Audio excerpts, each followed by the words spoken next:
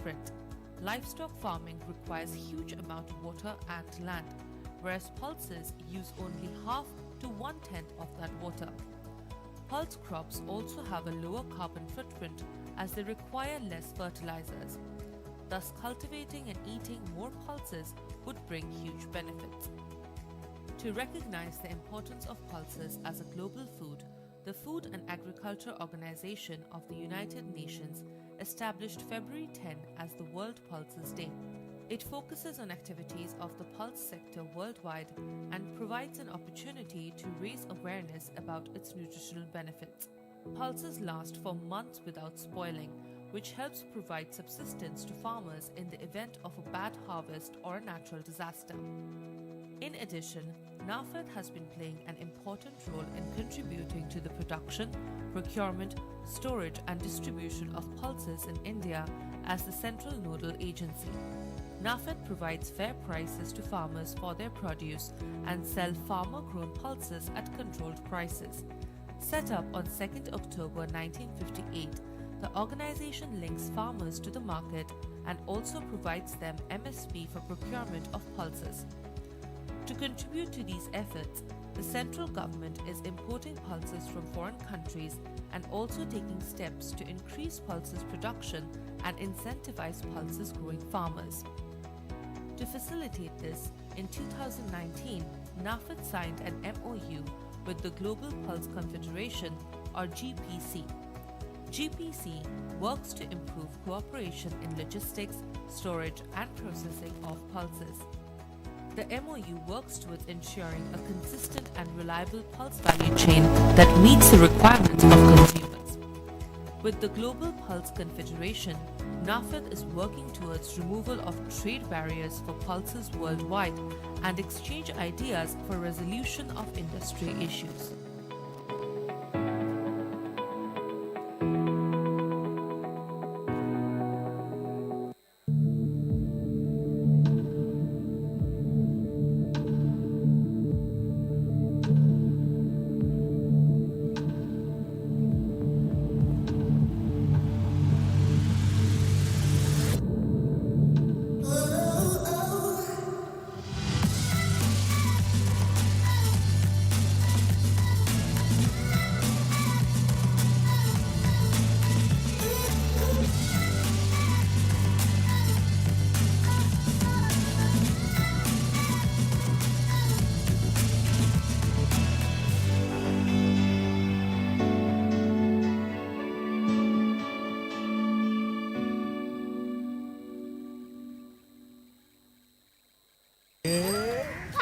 मुन्नी के भविष्य की इतनी चिंता और फसल इतने कम दाम पे बेचता है।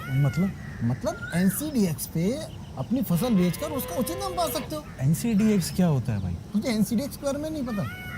आज ही 1800-266-2339 पे फोन करो और मालूम करो। अभी पता करता हूँ।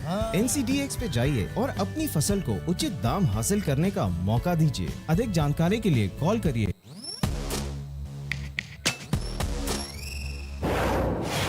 Follow the bulls, follow the bears. Follow the booms, follow the busts.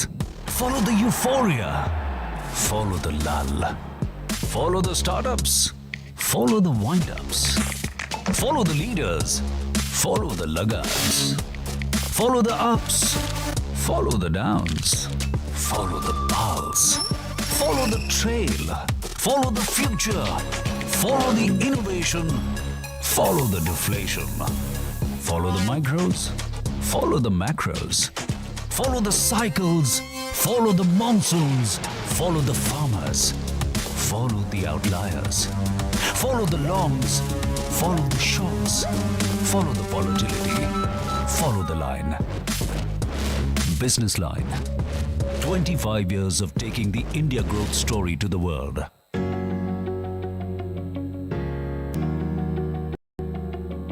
Rallis. Rallis, a 168-year-old company, is the face of Tata Group in the agriculture sector. Tata is India's largest and most respected business house. Rallis has a strong position in the crop care business. The Rallis R&D Center in Bengaluru is home to world-class R&D capabilities in the emerging areas of crop care and biotechnology. We focus on seed-based solutions through our seed division, which develops and markets hybrid seeds under the Dhanya brand. Dhanya is a dominant brand in rice and pearl millet. It is an emerging brand in maize and cotton, mustard and vegetables. Our seed division is developing biotech solutions for insect resistance and herbicide tolerance in maize and cotton. These will enter the regulatory field trial phase in 2020. We at Rallis believe that it is our responsibility to support farmers with product knowledge, which enables them to take the right decision for enhancing yields and quality of their agri-produce. Through RSK, we aim to bring farmer prosperity by providing holistic solutions to the farmers, right from seeds to harvest, digital technology-enabled agronomy, and weather information services through Drishti platform.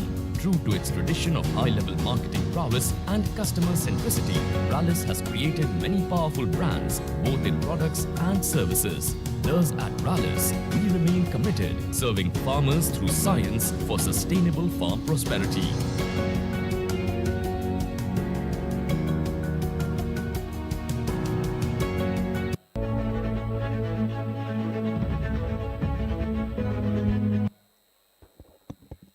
Ladies and gentlemen, kindly take your seats. We are starting with the program. Kindly take your seats, ladies and gentlemen. We are starting with the program. And those who've come in later, we'd like to request you to kindly put your cell phones on silent mode, or at least put them on the flight mode. We'd like you to tweet this event, and in case you do, the hashtag is #BLAgriSummit. It is a custom in the Hindu group to always start a function with the national anthem. May I request you to kindly rise.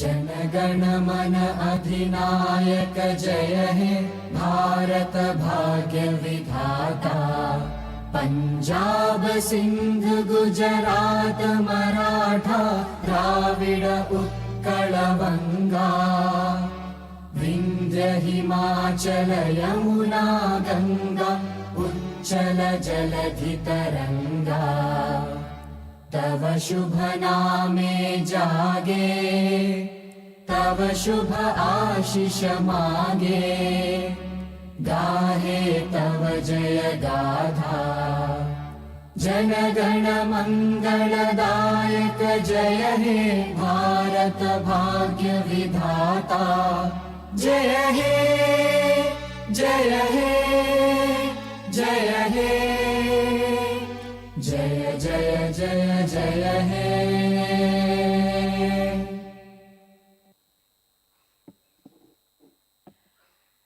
Ever since BusinessLine first began publishing in 1994, it pioneered the extensive coverage of the agriculture and commodities sector.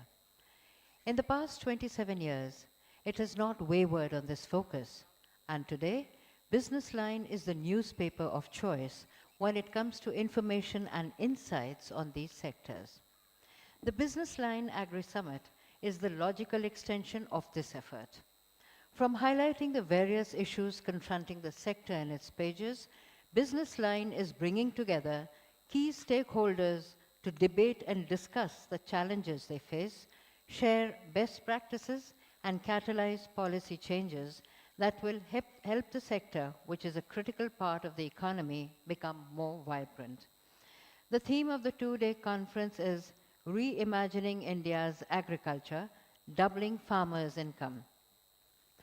Over these 2 days, the who's who in the field of agriculture and commodity space will come together to brainstorm on the efforts that have been taken to increase farmers' income and what more needs to be done to achieve the target, considering that the agriculture sector is in distress. At this point, we'd like to thank our partners. They are Godrej Agrovet, NAFED, and Bayer. Our associate sponsors are AgriBazaar, Agriculture Insurance Company of India, Dhanuka, IFCO, NABARD, the NSC, Rallies India Limited, Stains, Tata Chemicals Limited, the Weather Company from IBM, Olam, Union Bank of India are our banking partners. Our exchange partners are NCDEX and knowledge partner Tamil Nadu Agricultural University.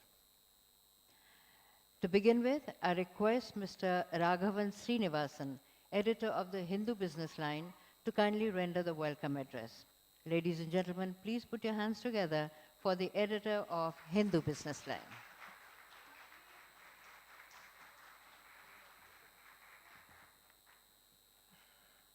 Good evening, everybody, and very, very warm welcome to you this evening at the first ever Hindu Business Line Agriculture Summit.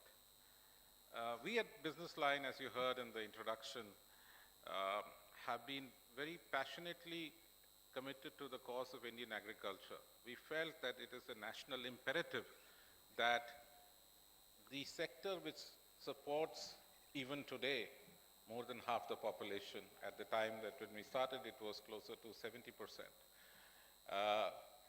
Needs to have robust reporting on it, needs to have data, information, and analysis, and needs scientific inputs and technology. And this is something that we have pursued over the years.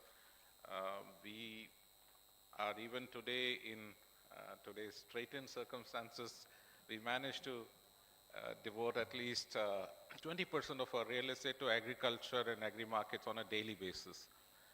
We have extensive databases on the agriculture sector. We've been covering live market reports, trading reports from more than 80 commodity markets in the country. I believe no other media house has made the effort to collect and disseminate this information. All of this we've been doing basically because we feel that without information, without adequate understanding of the subject, you cannot take meaningful decisions.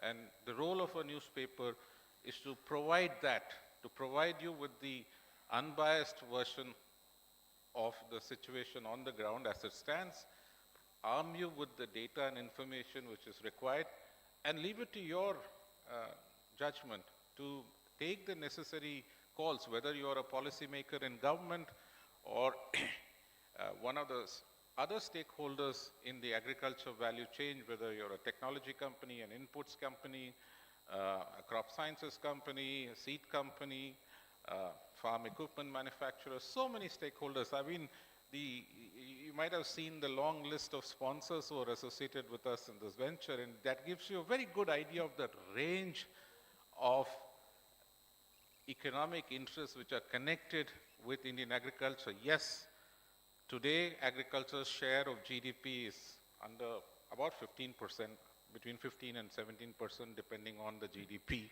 of the year.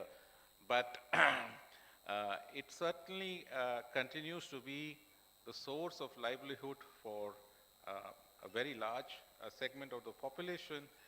And I personally believe that the biggest challenges facing the sector, one, of course, is something which the government has recognized, which is the challenge of increasing farmers' income. Doubling farmers' income is a good stretch target and an ambitious goal to have, because without goals and without targets, we will not get anywhere. So it is very, very encouraging that the government has set a very clear target that they will at least double farmers' income. They have set a time limit to achieve it. And, you know, there are a number of policy initiatives which is also undertaken, which are sort of aimed in that direction, you know, whether it is, the Pradhan Mantri Fasal Bima Yojana, the introduction of the electronic national agricultural market, which we personally believe holds the key to actually allowing proper market access to producers. It's absolutely critical that the farmer has access to the market of his choice, has adequate information, and there is adequate competition in that marketplace to allow for genuine price discovery.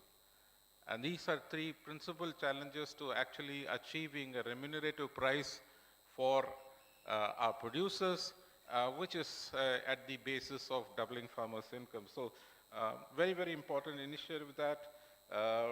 The Pradhan Mantri Kisan Yojana, these are all, I think, aimed at addressing some of the structural weaknesses in the sector. But we also believe that there are other challenges and other issues which need attention. Foremost among them is the challenge of sustainability, of sustaining. India today is the world's second largest agricultural producer. There has been a almost unbelievable transformation from the time of our independence, when we sort of lived on overseas food aid, to today, where our granaries are unable to hold the grain that we produce. The Supreme Court is forced to lament on the product of the sweat and toil of our kisans being eaten away by rats or being destroyed by the weather. So that is that has been the transformation. We are the world's biggest, among the world's top 3 producers, whether it's also of related products, whether it is meat, poultry, eggs, milk, whatever. So the challenge today is, how do we sustain this level of productivity and increase it, while at the same time minimizing the impact on the planet?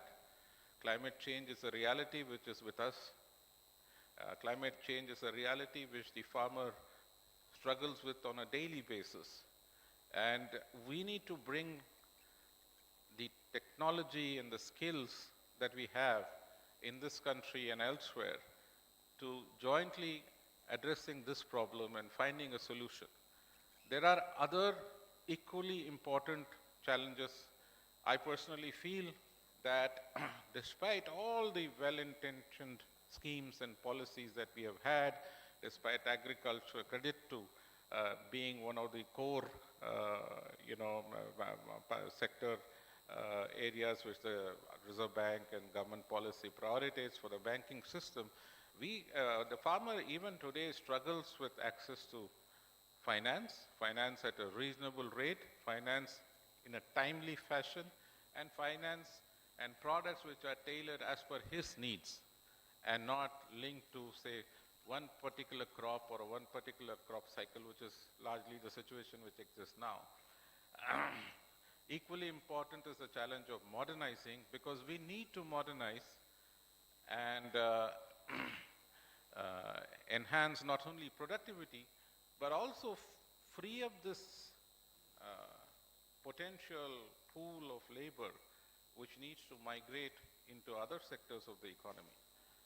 Because if more than half the population continues to be dependent on agriculture for livelihood and sustenance, then no amount of productivity increases are going to be able to solve this challenge of providing a reasonable standard of livelihood to this very large population, which means the only answer is that long term we need to migrate the number of people dependent on agriculture away from agriculture into other areas, and a very large part of it can be absorbed if we can increase the value addition, at the place of production or near the place of production, rather than somewhere else where the local population, the producer population, is not part of that. So these are multiple challenges that we face, and we hope that over the next 2 days, today and tomorrow, at the working sessions, all the stakeholders who are gathered here will share their knowledge, their best practices, their learnings, to work together on a solution which works for everybody and above all works for us as a nation.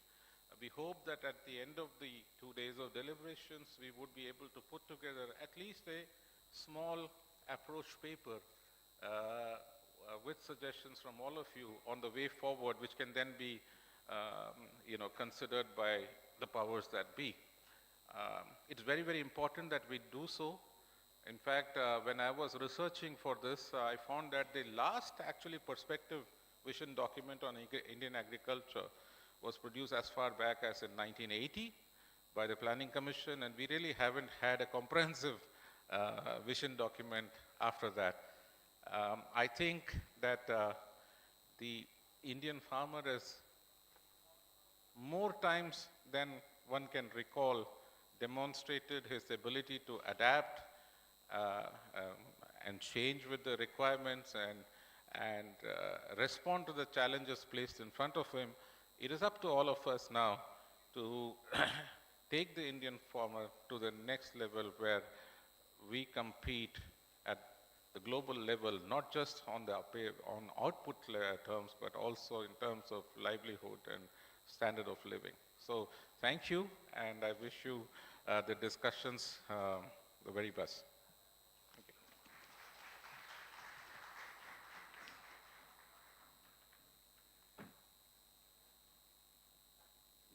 Thank you, sir.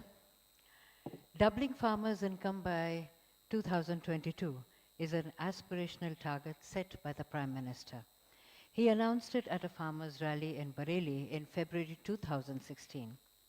It has been 4 years since the announcement, and to take stock of the extent to which we have made progress in achieving this dream, we have with us someone who is best placed to give us the details.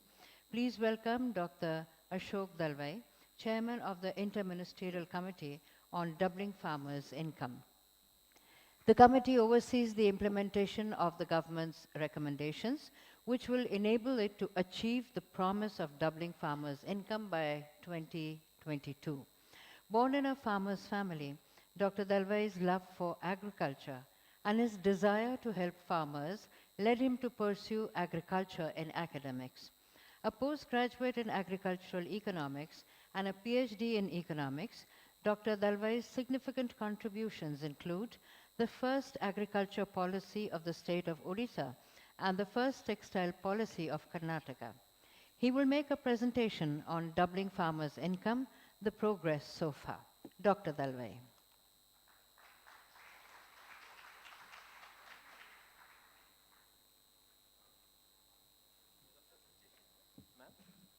Presentation? No. I was wondering, okay, the presentation is not uploaded, it looks like. Okay, all right. I thought the data would be there for you to see, but it is not there. Is there? Okay, right, okay, good. Where is the, thank you. Okay, fine, yeah. Yeah, good evening, and thank you very much for giving our ministry this privilege of sharing with you where we are after 4 years of the kickstart that happened with the vision that the Honorable Prime Minister shared in Feb 2016. I would also like to thank and also be grateful to Hindu BusinessLine, which, as Mr. Srinivasan was saying, has always dedicated both mind and space to agriculture. It's very, very rare that particularly the English media does not find time or space for the farmer who's supposed to be the kingpin of any society. So what I would do is, there's so much to share where we have moved in the last 4 years. The time allotted to me is not really sufficient to do that. But let me give you a flavor and put you at ease that yes, government is moving in the right direction. The first thing is that as soon as the Prime Minister announced this, the government was very quick to follow up.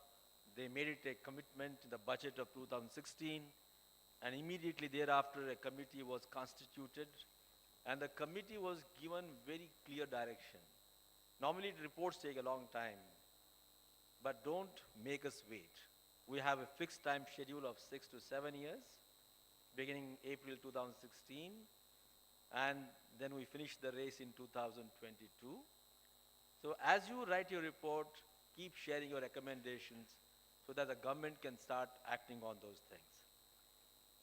We took 2015-16 as a benchmark, and we had data on farmers' income only in 2012-13 based on sample survey.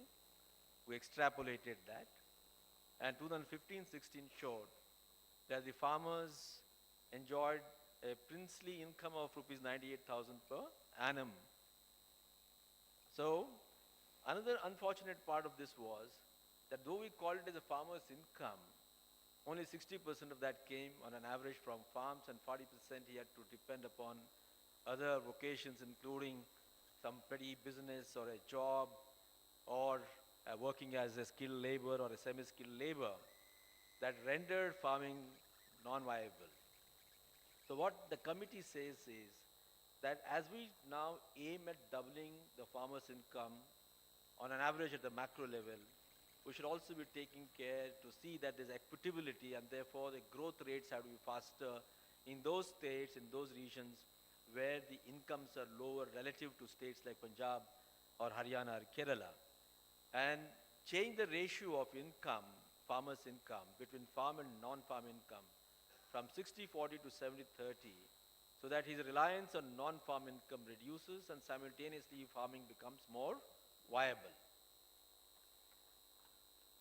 And the committee worked out what are the sources of growth. We need to have a specific strategy, and you see here there are 7 sources. The 7th one is where Mr. Srinivasan left, that we need to shift people from agriculture to non-agriculture. That's very important because we need to have a lower denominator. No matter how much the numerator increases, unless the denominator decreases, we will still have smaller share of the income. But the 6 sources of growth which lie within the domain of those stakeholders relating to agriculture clearly speak of increasing productivity, not just in crops but also in livestock. But more importantly, if we consider agriculture as an enterprise that works on the principles of profit, obviously not only should we be increasing the gross output from the given assets, be it land or a water body or a cattle, simultaneously the cost of production has to decrease, and therefore resource use efficiency is extremely important. And then, given the land constraints, high population density dependent on agriculture and inelasticity of land, we need to increase the cropping intensity. And that's an advantage India has got, unlike many other temperate climates. And most important is the third dimensions of this income approach to agriculture is that yes, we produce, but whether the produce gets converted into value, and therefore the necessity of transferring real prices to the farmers on all the produce that he generates is extremely important.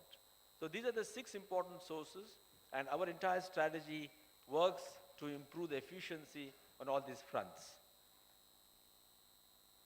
And the approach is very clear, the strategy is very clear, that we need to adopt a paradigm shift in the way we look at agriculture. All the time through the 10,000 years of this civilizational history of agriculture, it has been looked at as though to produce and offer food to the people of this country or the society, offer fodder to the cattle, and maybe some kind of feed to the poultry. As long as we confine ourselves to this, we will never be able to solve the problem to the farmers, because the demand and supply of forces always will operate. There will be excess of supply of certain commodities relating to food and fodder. The demand is not going to increase at the same rate, and then the markets get squeezed, and therefore the farmers will never benefit. So the first shift that we need to do is shift from production centricity to income centricity. When you talk of income centricity, then obviously we'll start looking at markets, and what does market want, what kind of demand it has within the country, outside the country, and then re-engineer the production. If we need to move away from food production to non-food production linked to industry and energy sector, so be it, if the farmer's income is a concern. And therefore our strategy talked about not farm to folk, which has been now a cliche for the last 30 years. We need to move away and say folk to farm. That means demand-centric technology, demand-centric management approaches. So this is what is the paradigm shift we're talking about. And of course, one thing that all of us must always keep in mind, when we talk of agriculture, our perception automatically goes towards food grains. Because once again, it is guided by the principle that agriculture is meant for human population. We now need to look at all the subsectors of agriculture. The real growth potential exists today in livestock, dairy, fisheries, aquaculture, and horticulture. Crop segment is more or less passé. So if we want to talk about the farmer's interest, we certainly need to look at all the subsectors. Now what I will do is, having given you this particular preamble, I would like to now share some data and information as to how we have moved in the last 4 years.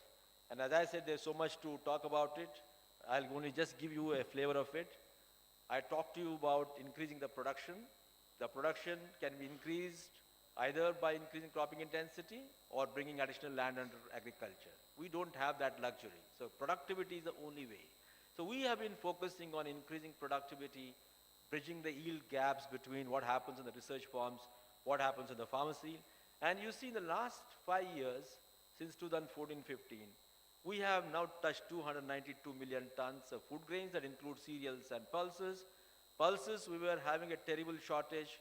We were importing 6 million tons just 4 years back. Today, we are near sufficient in terms of pulses. Oilseeds is still a bane, but we have started making a progress. From 27.5 million tons, we have already touched 33 million tons. And our target is to ensure that the total edible oil production in this country by 2022 shall ensure that the imports don't increase. That's the first step. The imports will continue to be there even in 2022 given the increasing per capita consumption, but at least we shall ensure that the imports are pegged at the current rates. The fruits and vegetables is now undergoing a miracle. For the first time in 2014-15, the output of fruits and vegetables was at par with food grains for the first time in the history of this country. And since 2015-16, the fruits and vegetables have been growing at a faster rate with increased area under horticulture, and that is our strategy to diversify from field crops to horticulture. And productivity has been growing, and we are now at 315 million tons. Likewise, cotton, I've just given a few examples. Milk, 161 million tons, today we're at 171 million tons, the highest in the world. Fishery, we're already at 13 million tons, growing at 7.5%, and we're now targeting 20 million tons by 2025. So what we see is that the productivity is improving, the production is increasing, and this has happened not by chance. It has all happened because of accurate strategizing. We, for example, drew up a 5-year plan for pulses, 5-year plan for oil seeds, 5-year plan for millets, and every segment is seeing an increase thanks to this particular strategy that is based on technology transfer. So in the next giving you an example of the resource use efficiency, I talked to you about decreasing the cost of production. Because so far, all the time, we have said, produce at any cost. No, today produce at cost efficiency. And if that is the approach, we are looking at 3 basic things: soil management, water management, and of course labor, because that's one of the important components of cost of production. Now, universal soil health management has been in operation for the last 4 years.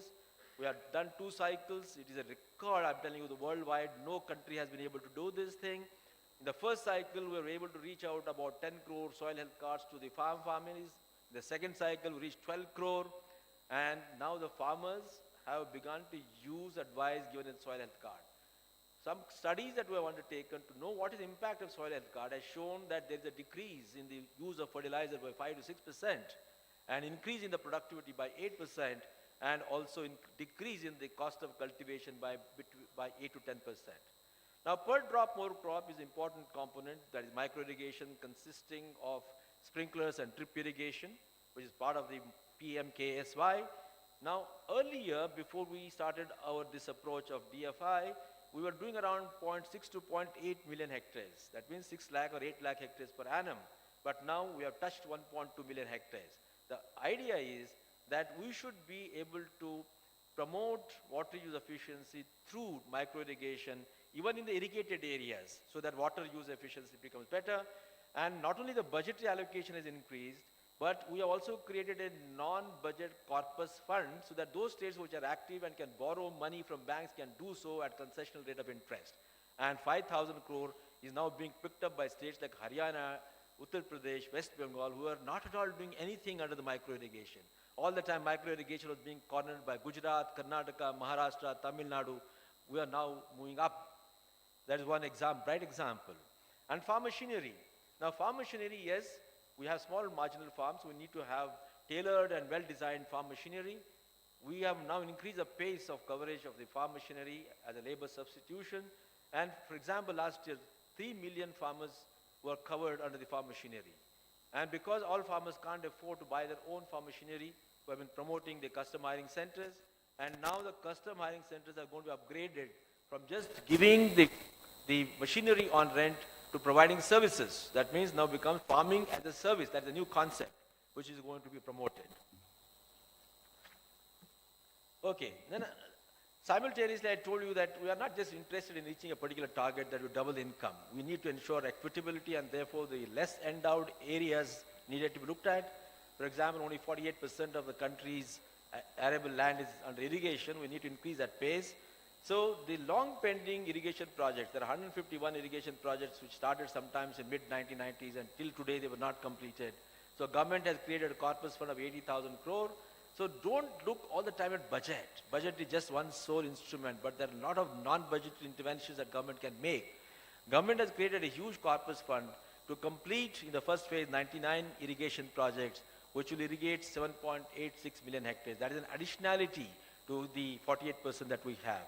And we have identified 151 drought-prone districts based on what is called National Initiative for Climate Resilient Agriculture. And National Rainfed Area Authority has been mandated to take up comprehensive drought proofing of this in phases, and we have begun 24 districts this year. And then organic farming in those areas where the use of nitrogenous fertilizer is less, and that has already picked up, and 2.5 million hectares have been covered.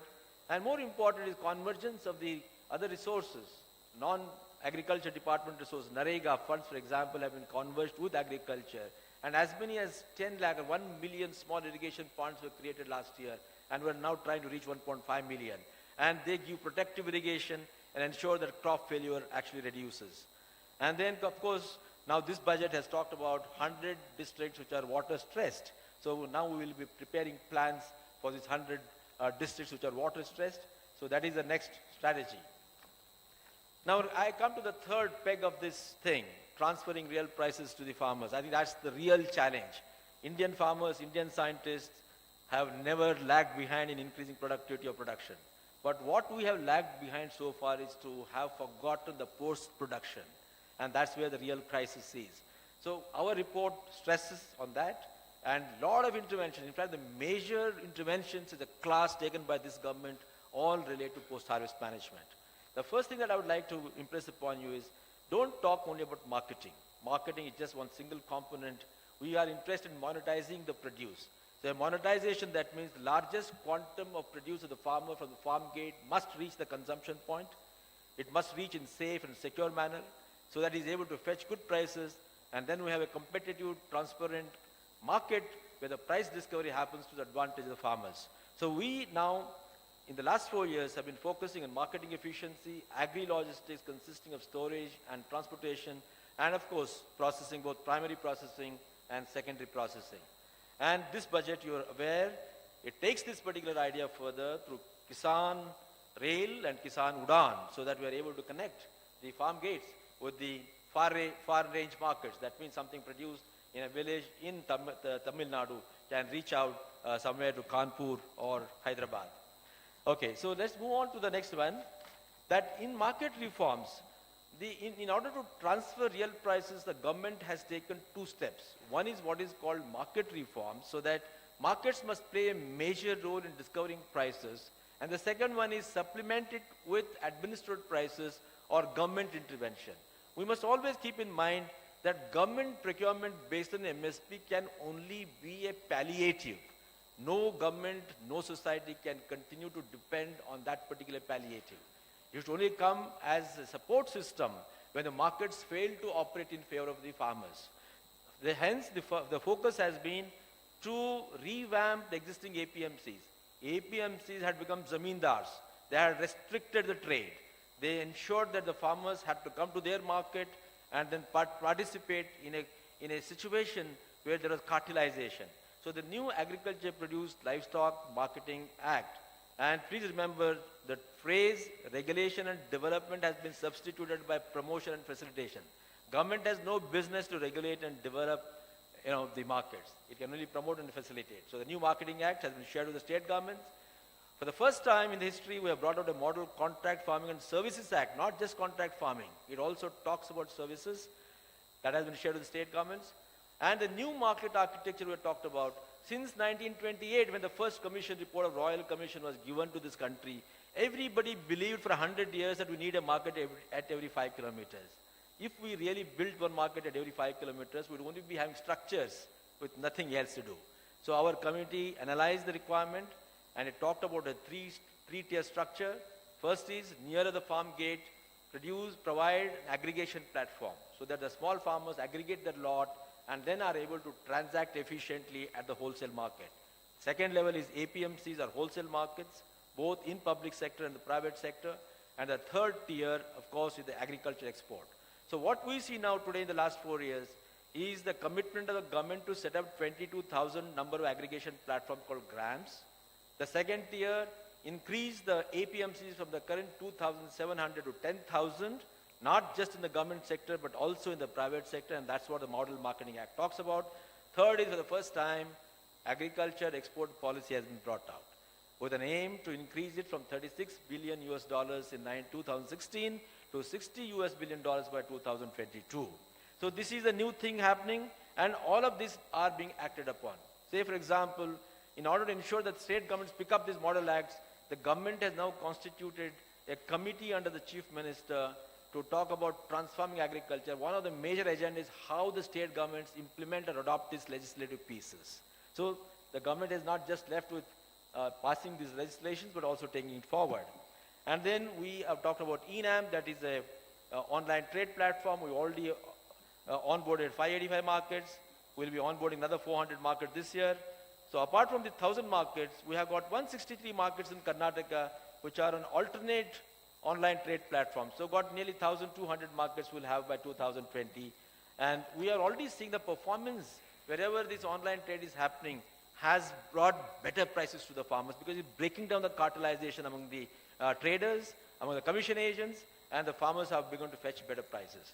So now let me come to the, price support I talked to you about. Just quickly to tell you that MSP for the first time, where government accepted the recommendation of Swaminathan Commission and said that, all right, I promise you 50% margin of profit on the cost of production. With the result, millets, pulses, oilseeds have all zoomed up by more than compared to paddy and wheat. And today, wheat, for example, has 117% as profit of margin of the cost of production. Pulses have anywhere between 70 to 80% as profit of margin. I think it's a major step forward. But then we were also very clear that notifying MSP, as has been happening since 1965, is no answer. The MSP has to be supplemented by procurement. Normally, we were procuring wheat and paddy, but we were not procuring other things. So in the last 4 years, the pulse procurement, the MDs here, has gone up to 20% of the production. The oilseed procurement has gone up to 11% of the total production. And if we look at the total procurement that has happened in the last 5 years, between 2014 to 19, is 20 times the total procurement that happened between 2009 to 14. I'm excluding the wheat and paddy, because wheat and paddy compare favorably, both periods, but pulses, oilseeds, and other kinds of copra, etc., the procurement has improved, and in result, the farmers have begun to benefit.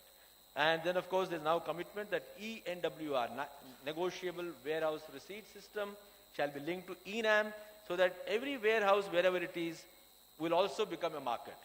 And the Warehouse Development Authority has simplified and has now made it possible for us to register a warehouse online.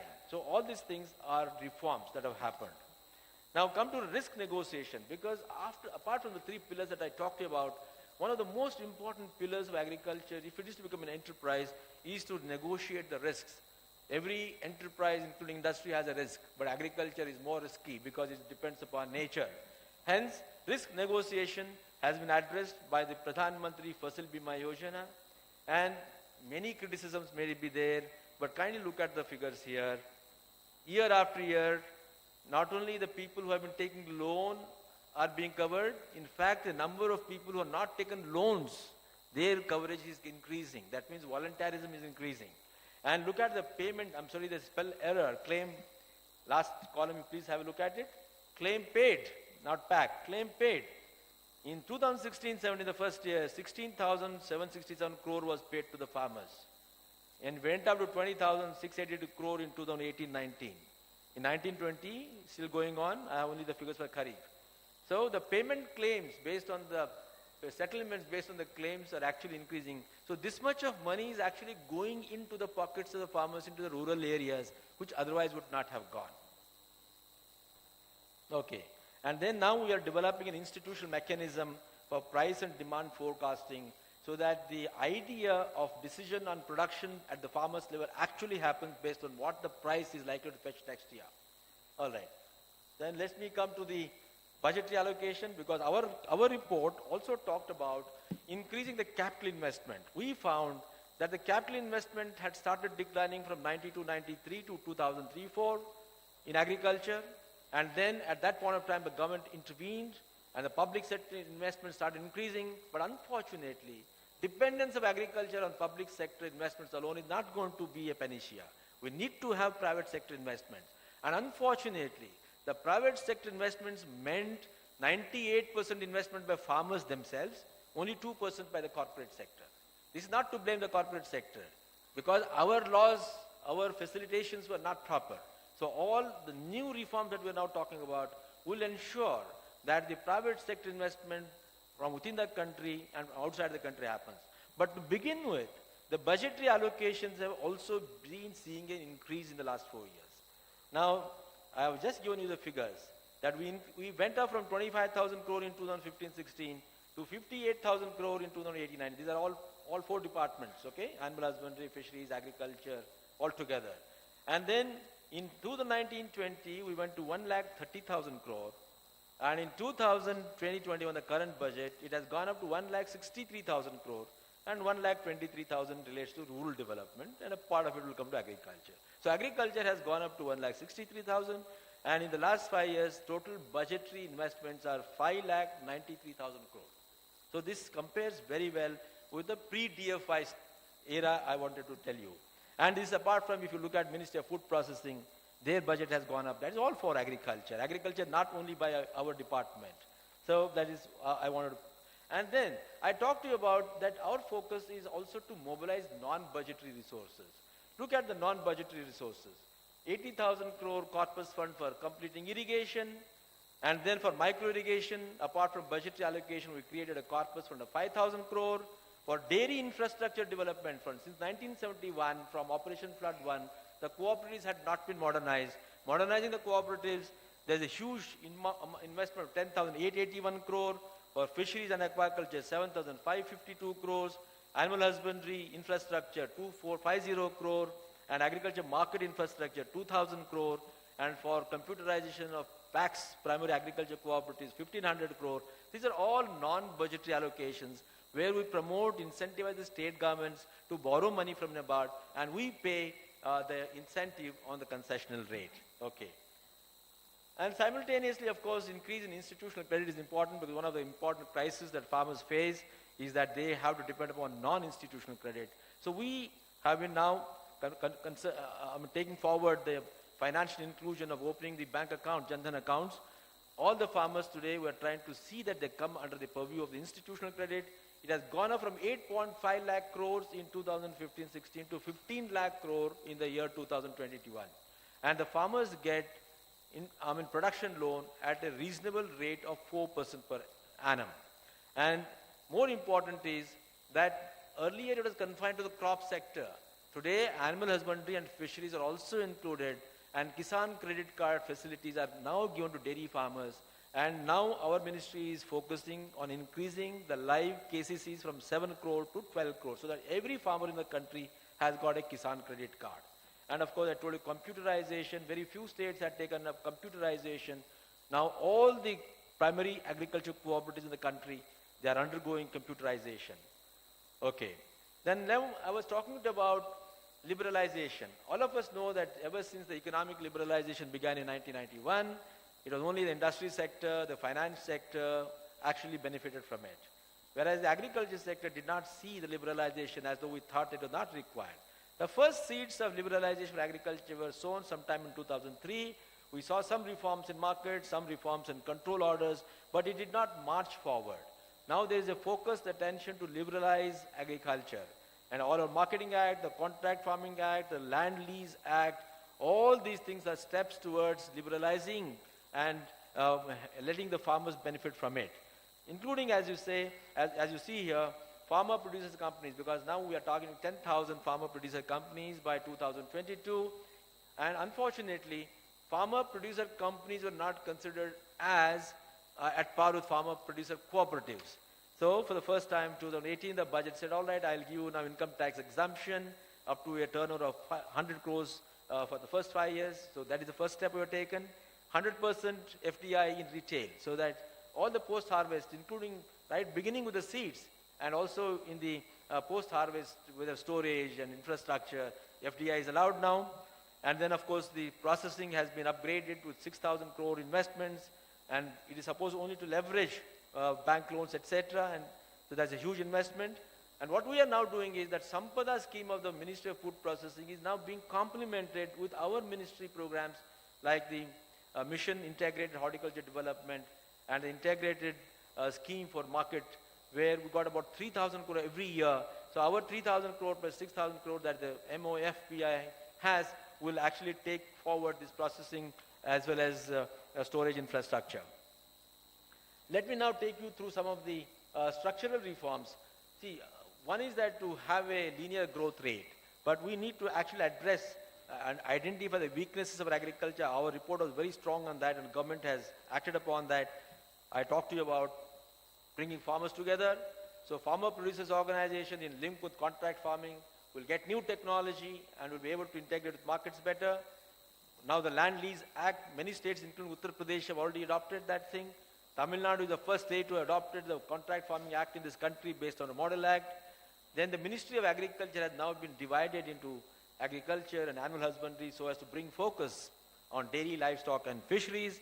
And within our ministries, a large number of divisions are being reorganized. From the old perspective where production centricity was there, now we are setting up divisions called agri-logistics, divisions that concern with trade and exports.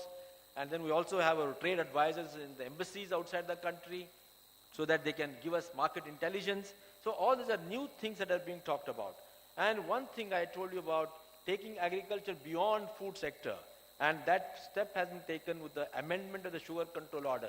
While only the C-heavy molasses was allowed to be converted into ethanol, now both B-heavy molasses and also directly sugarcane juice can be converted into ethanol, so that the farmers are able to see better prices because the sugar is excess in our country. We need to reduce that sugar supply and use the same sugarcane for other purposes. And then in order to promote exports, I talked to you about the export targeting $60 billion. 50 districts are now being identified for cluster development. We already have identified 30 and odd. Some states have already taken the initiative. And in these districts, both backward and forward linkages will be provided, and market awareness, quality standards, plant quarantine issues, all of these things will be addressed. And last year, the Prime Minister talked about from Annadata to Urja Data. That means farmers will also start putting solar energy.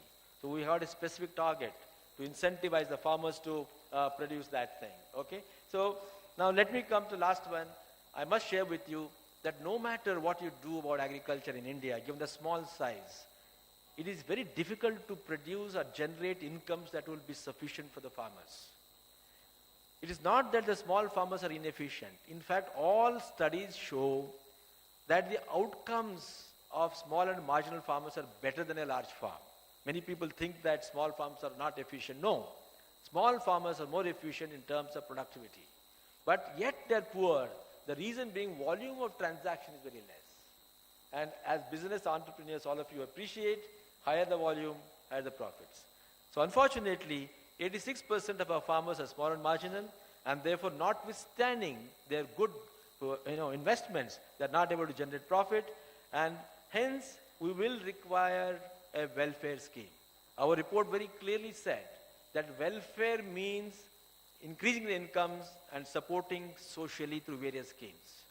So PM Kisan is the first step towards supplementing the incomes.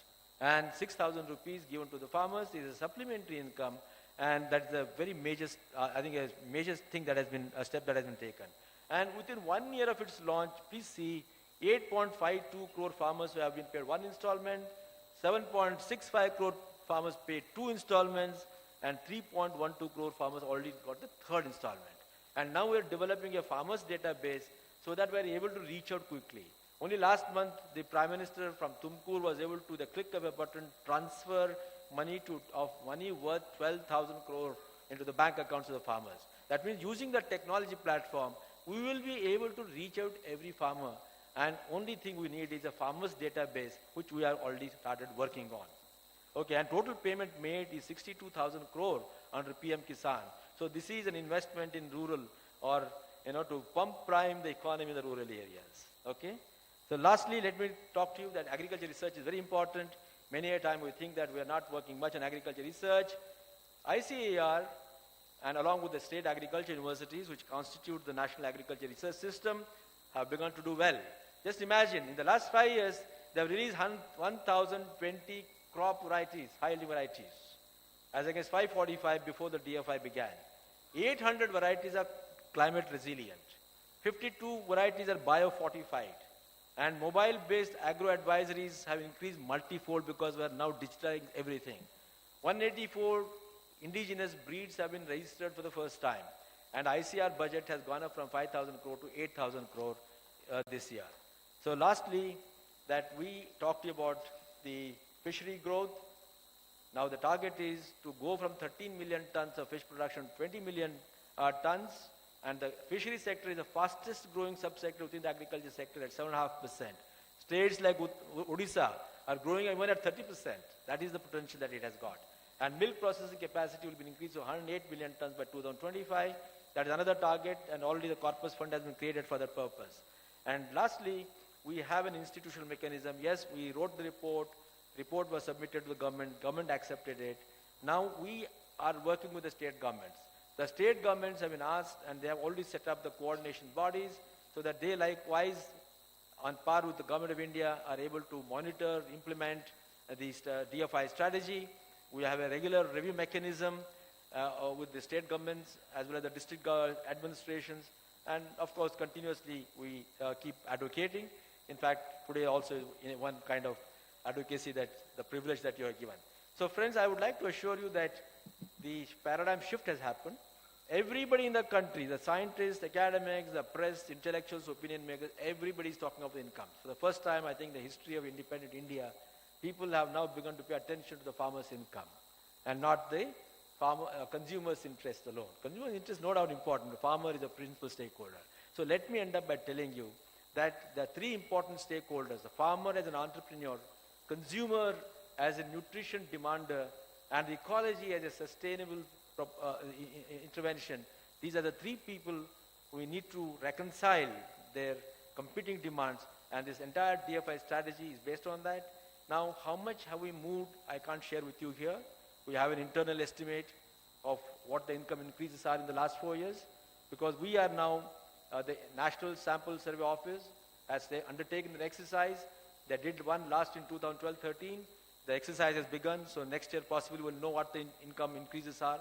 But internally, we have proxy indicators, and we are very happy that we are moving in the right direction. Only that much I can tell you. If you would like to believe me, you can trust that we are moving in the right direction. Thank you.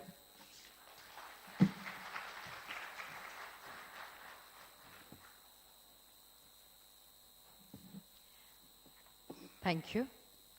And now let us get a corporate perspective on this subject.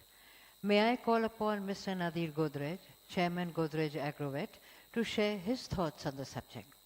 Mr. Nadir Godrej is the Managing Director of Godrej Industries, one of India's biggest and most reputed business houses, with interests in consumer goods to real estate and agriculture to gourmet retail. A chemical engineer with a master's from Stanford University, Mr. Godrej played an important role in developing the animal feed, agricultural input, and chemicals business of the Godrej Group. Mr. Godrej, who is currently chairman of Godrej Agrovec, is also a poet and has published works in English and French. Mr. Nadir Godrej.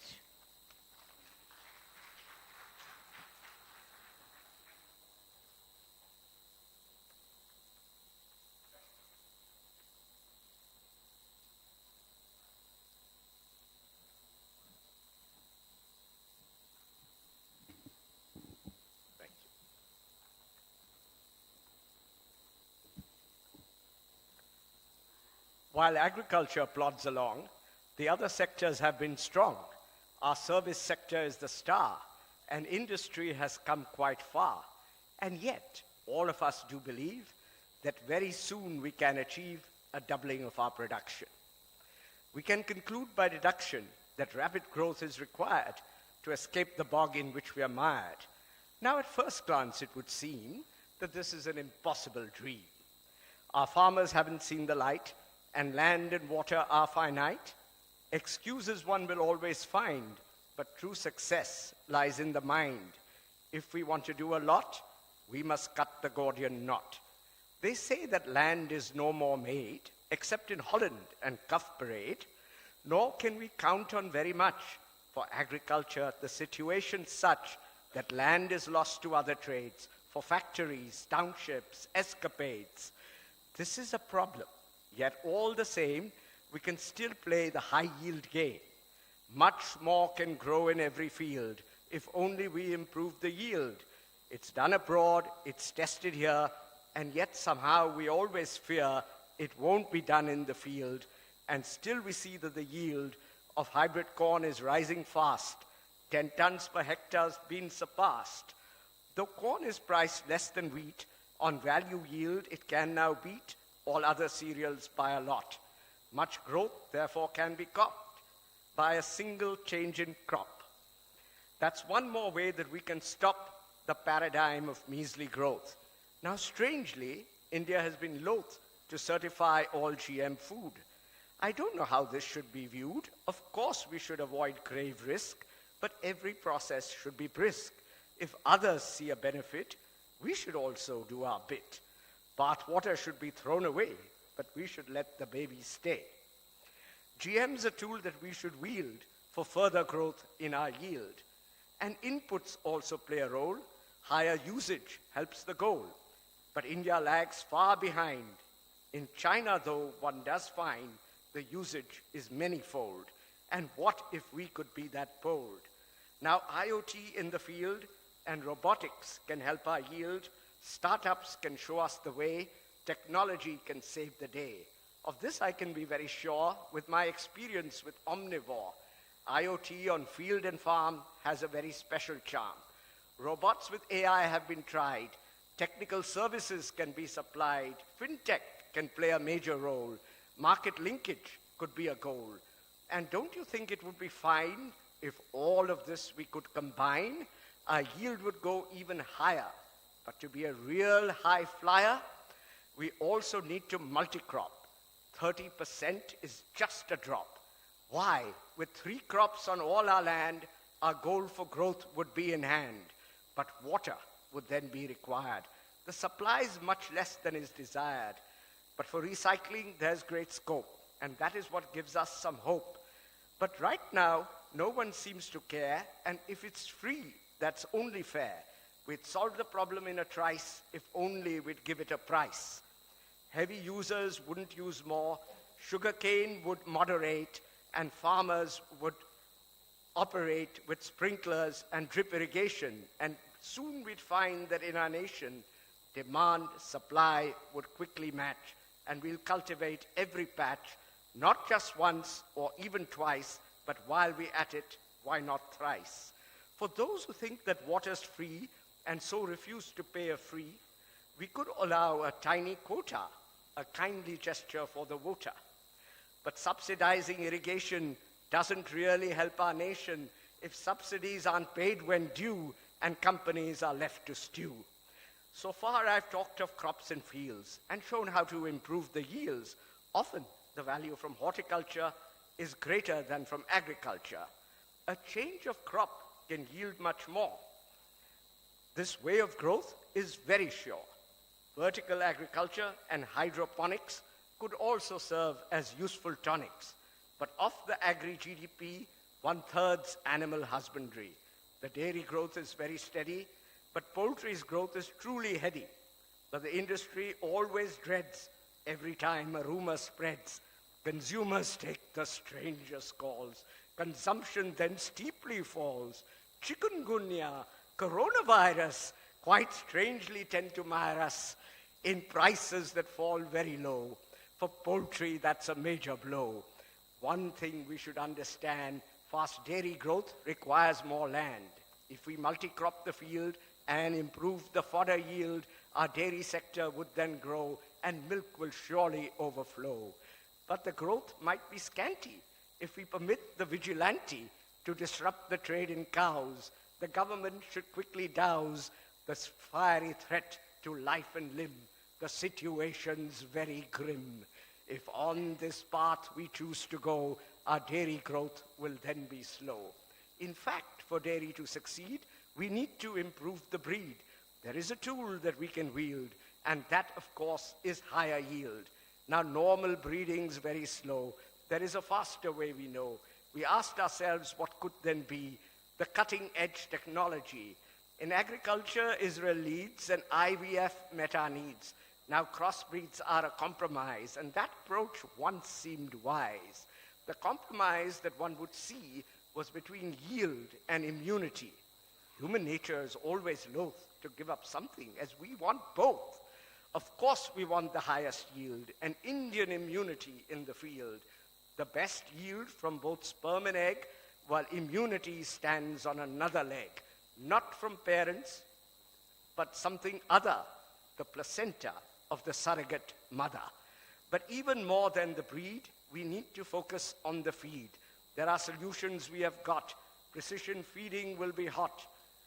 Now, poultry is one way to go. There are two products, as we know. There is the egg, and then there's meat. The egg is an amazing thing, and I, for one, could always sing its praises, for it's packaged well within its own protective shell. And in it you will surely find nutrients of every kind. It can be cooked in many ways, prepared in minutes, not hours or days. And I don't want to sound contrarian, but sterile eggs are vegetarian. Not just an ordinary view, but rather the considered view of our nation's father. For both eggs and meat, you should know that poultry feed conversion's low. Unlike cows, they don't eat grass, but in a sense, they also pass. Soya meal and corn are fed, and though perhaps it could be said that these are foods that we might eat, no one would treat them as a treat. And can we make the case much better, not just in spirit, but in letter? Make a feed that won't compete with any food that humans eat. Can we fulfill such a dream? With newer enzymes, it would seem, this digestibility could be bettered, locked nutrients could be unfettered. And what would be your reactions to feed made from low-cost extractions? New technologies will enter, protein that's made in a fermenter. I'm not kidding, this is for sure. No need for land anymore. I'm sure you'd all be delighted. A golden era has been sighted, with rapid poultry growth in store and the ability to feed many more without the use of added land can help us meet the food demand. Now climate change can be a threat. It's often dry or very wet. Sea levels could rise very high, and in the summer we often fry. And we must, and pretty soon, Trump now plays a different tune, but other nations will do what's right, and for this cause we must all fight. The price of going green seems high, but better technology is nigh. Broad spectrum solar can save the day. Biomass is another way. Green energy capital costs will fall. We don't need more coal at all. CO2 won't rise but fall. Some may find this claim quite tall. When green energy is cheap, we can take a tremendous leap, make CO2 into methanol or even into ethanol. The age of fossil fuels will end. Our climate then will slowly mend. Our government can play a role and help us all achieve the goal. Land ceilings could be slowly eased. Large tracts of land could then be leased.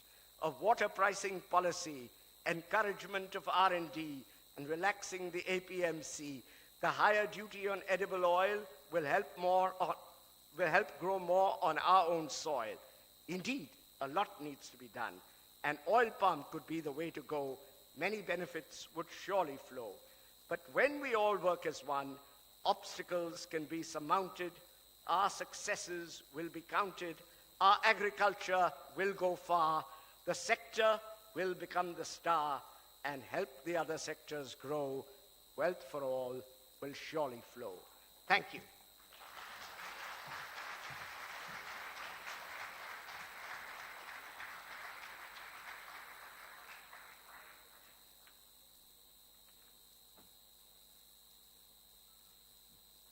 Thank you very much, sir, for that presentation.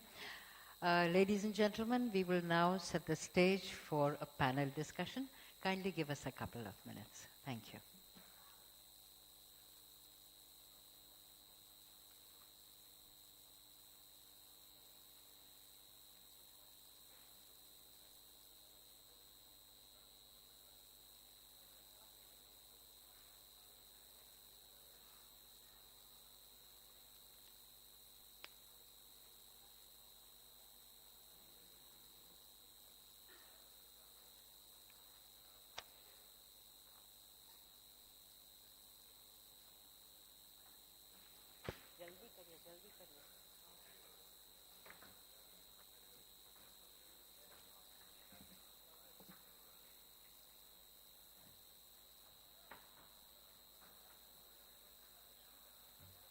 लगनी है, ये थोड़ा जल्दी कर दीजिए।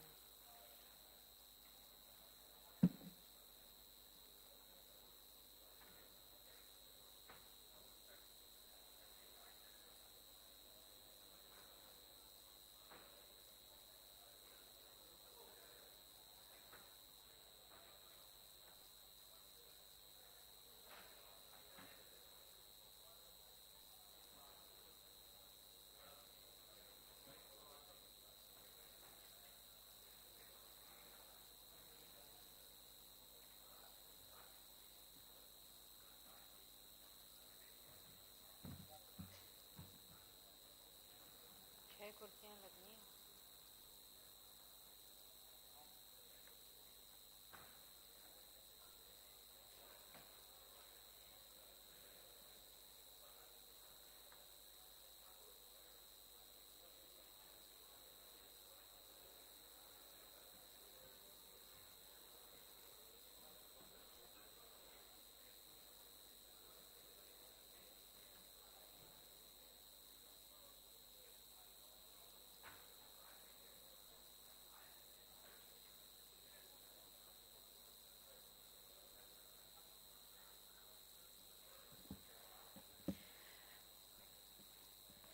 Ladies and gentlemen, the stage is almost set.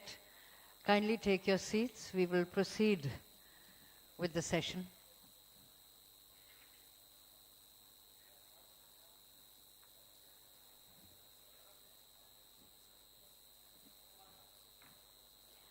Kindly take your seats, ladies and gentlemen.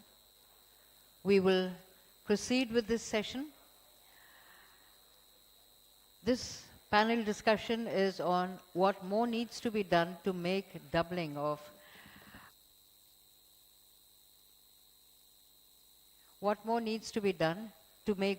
farmers' income a reality by 2022. We have with us from very eminent names on the panel. But first, let me welcome on stage Ms. Rajalakshmi Nirmal, Senior Deputy Editor, Hindu Business Line. She is the moderator of the panel. Rajalakshmi Nirmal ji. I request Dr. Dalwai to kindly take his place on the panel.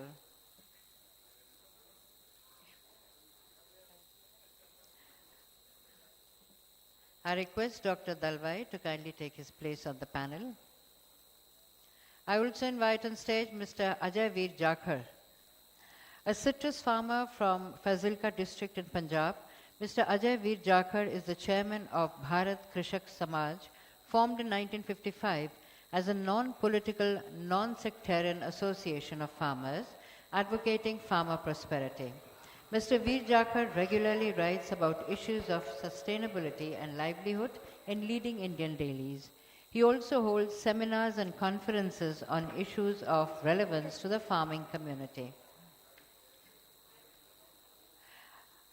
I invite on stage Dr. Arabinda Padhi from ICRISAT.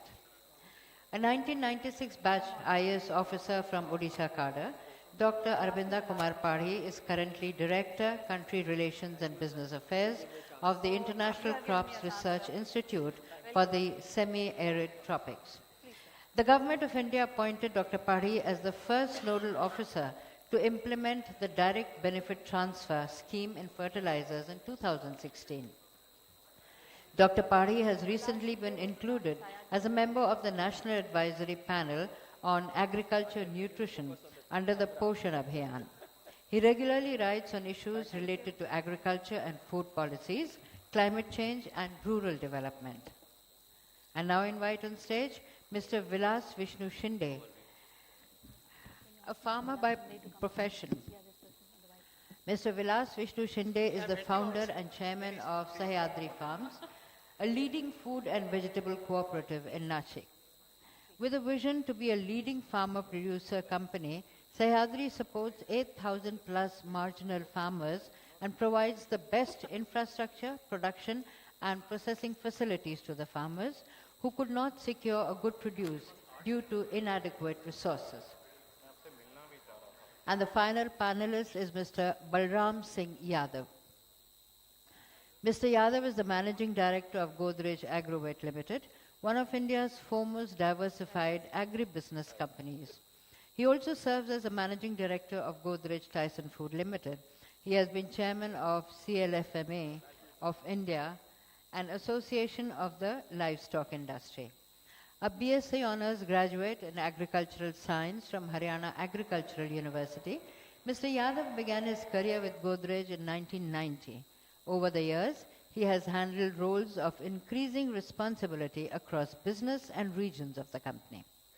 I request the moderator, Ms. Rajalakshmi Nirmal, to take over the proceedings of this session. Thank you so much. Good evening. Surandrum yer pinnadu ulagam, adanal urudum urave talai. This couplet was written by the saint poet Thiruvalluvar 2000 years ago. It is very interesting. He says people who leave agriculture to take up other jobs will come back to it one day. Farming is the most laborious, but is also the noblest profession of all.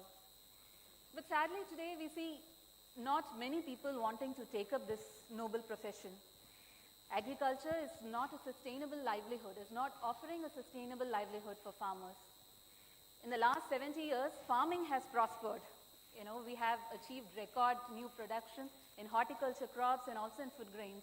But farmers have not prospered. For him, even today, getting 2 square meals has become so difficult, you know. So it was right on the part of the government to change its focus from increasing agriculture productivity, agriculture production, to focus on increasing farmers' income. So this was done in 2016, and in the last 4 years, a lot of efforts have gone into it, as you know, Ashok Galvai sir was also highlighting. So in the panel discussion today, what we are going to do is look at all these measures, including ENAM, Fasal Bima Yojana, the micro irrigation scheme, the promotional activities for FPO, and see how these could be refined, how the bottlenecks could be removed, so that doubling farmers' income becomes easier.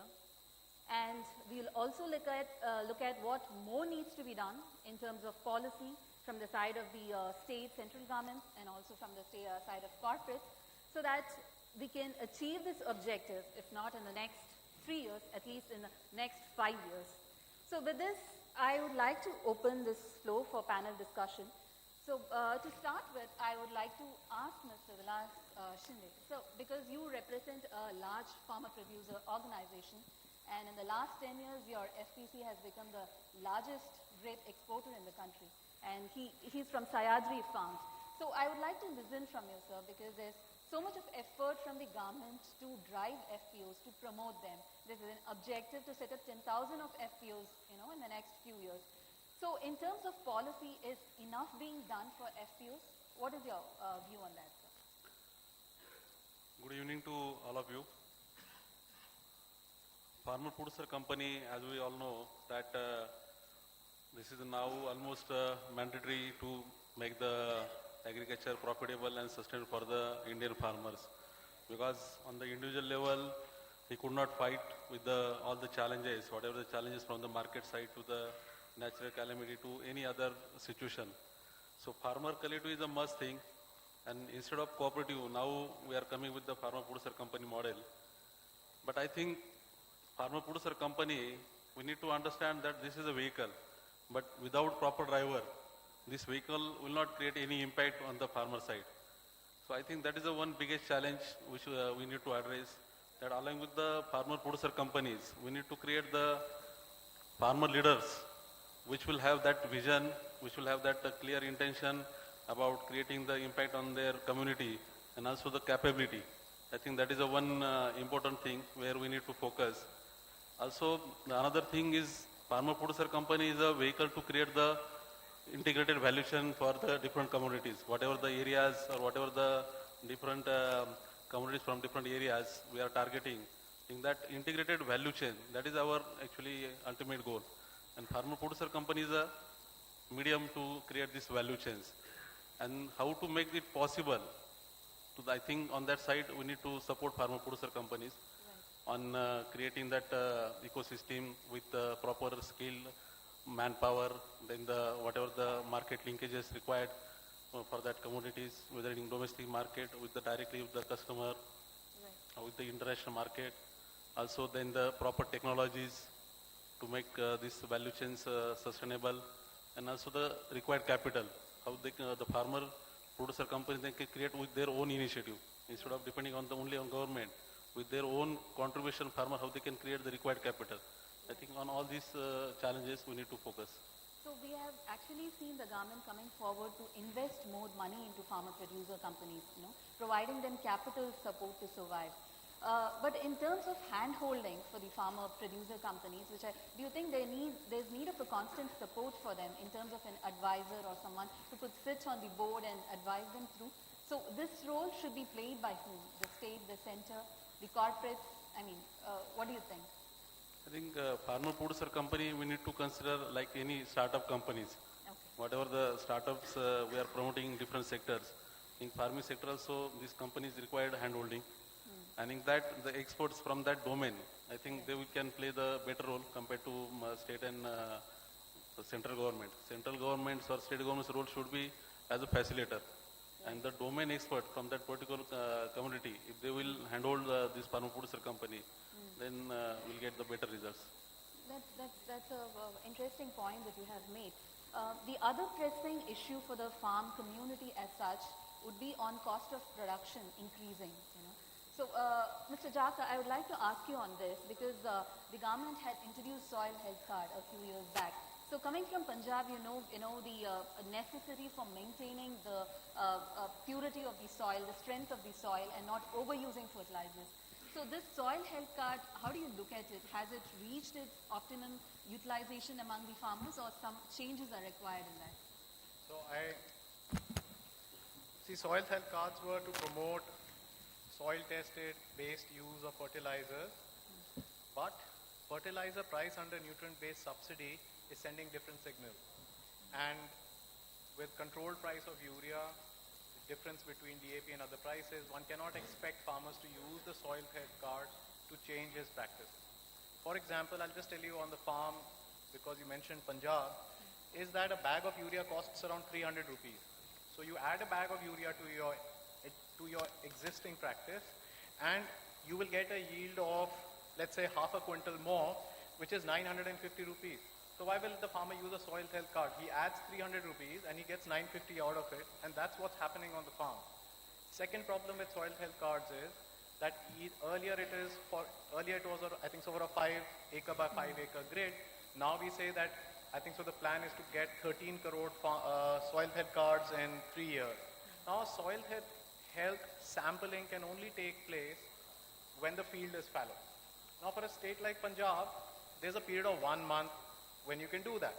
You cannot do that between paddy and wheat. You can only do that before paddy is sown. So is it practical to achieve that target? So it's a good idea. It's a good beginning, I would say. But to say that soil health cards have been a success, to say that fertilizer use has gone down because of soil health cards, it's possible in some niche areas. But basically, I think urea consumption is coming down because a bag of urea from 50 kgs became 45 kgs, and a farmer uses a bag. He does not use it in terms of kilogram. And DAP became expensive for him to use. So I think so there are many perspectives to every issue and you can look at it. So it's a fantastic idea, but it takes time for things to roll out. That's a sound argument you have made, sir. Ashok Dalwai, do you want to answer him on, because we have also had our readers conveying the same opinion to us in terms of policy mismatch in different segments. In terms of the one side we are having a fertilizer policy where we are subsidizing urea, the other side we are also pushing natural farming. So how this could be addressed, because farmers don't get the message direct if the policy is on both the sides. So yeah, I agree with what Ajayji was saying and Rajlakshmi, what you said. Let's understand that we certainly need to improve continuously. What we are now concentrating is on soil health management. The soil health management includes not just fertilizers, but also it aims at improving the status of organic carbon and then the physico-chemical properties like electric conductivity, the pH and so on. What has happened in our country for the last 50 years, organic carbon content has come down. Though the state agriculture universities always recommend NPK in a particular ratio, for example 4:2:1, plus farmyard manure of a certain quantum, farmers have always forgotten to add FYM. For a period of time, the FYM has been forgotten, organic carbon has come down. Soil is a physical, chemical and biological property. The soil health card is the first step towards creating an evidence-based fertilizer management or soil health management. There are a lot of issues still to be addressed. The first issue is that today the soil test, for example, is based on wet chemistry. India did not have enough labs in this country. Only few states like South Indian states had, or some states in Western India had, but most North Indian states did not even have large number of labs. Ever since we introduced the soil health card, the government of India has now supported all the state governments to set up at least one lab in every district. So we got a basic infrastructure. The next step is to move away from wet chemistry to sensor-based soil testing. What that would do is, the problem that Ajayji was talking about, to quickly take the sample in situ, conduct the test and give the result to the farmer. That will reduce the cost of testing and simultaneously as many tests as required can be had. And the third thing, of course, is many times we keep talking that the fertilizer policy, where it is loaded in favor of urea, is not right. Yes, even I agree it's not right. However, the government has taken the first step towards liberalizing P and K, but urea is yet to be liberalized. One of the reasons is that always the ratio of NPK is 4:2:1. The maximum fertilizer that a farmer is expected to use per hectare is nitrogen, not P and K, though they are very critical.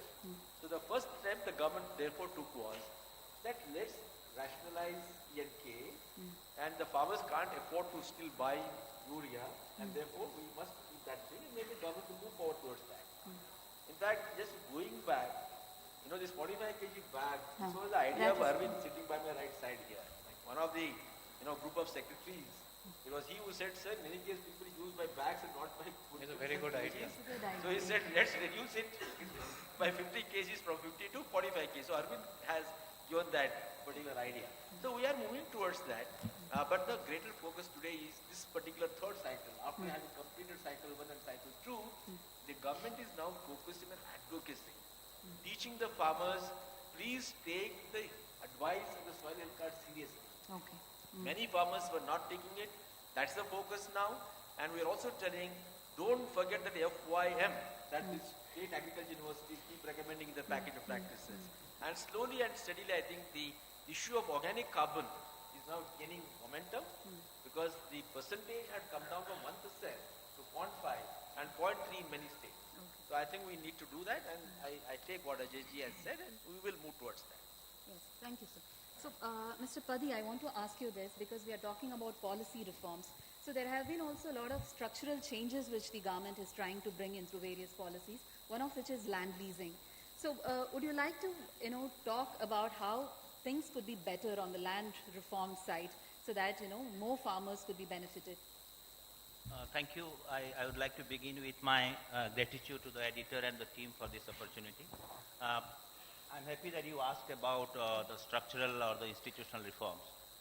Dr. Dalwai, the chairman of the Interministerial Committee on the DFI, he gave the strategies, the seven-point action strategies, how, government is committed to double the farmer's income.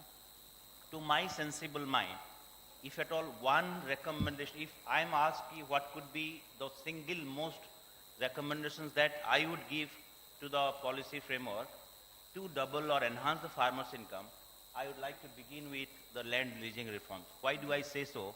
I'll just prove my point to this very informed audience.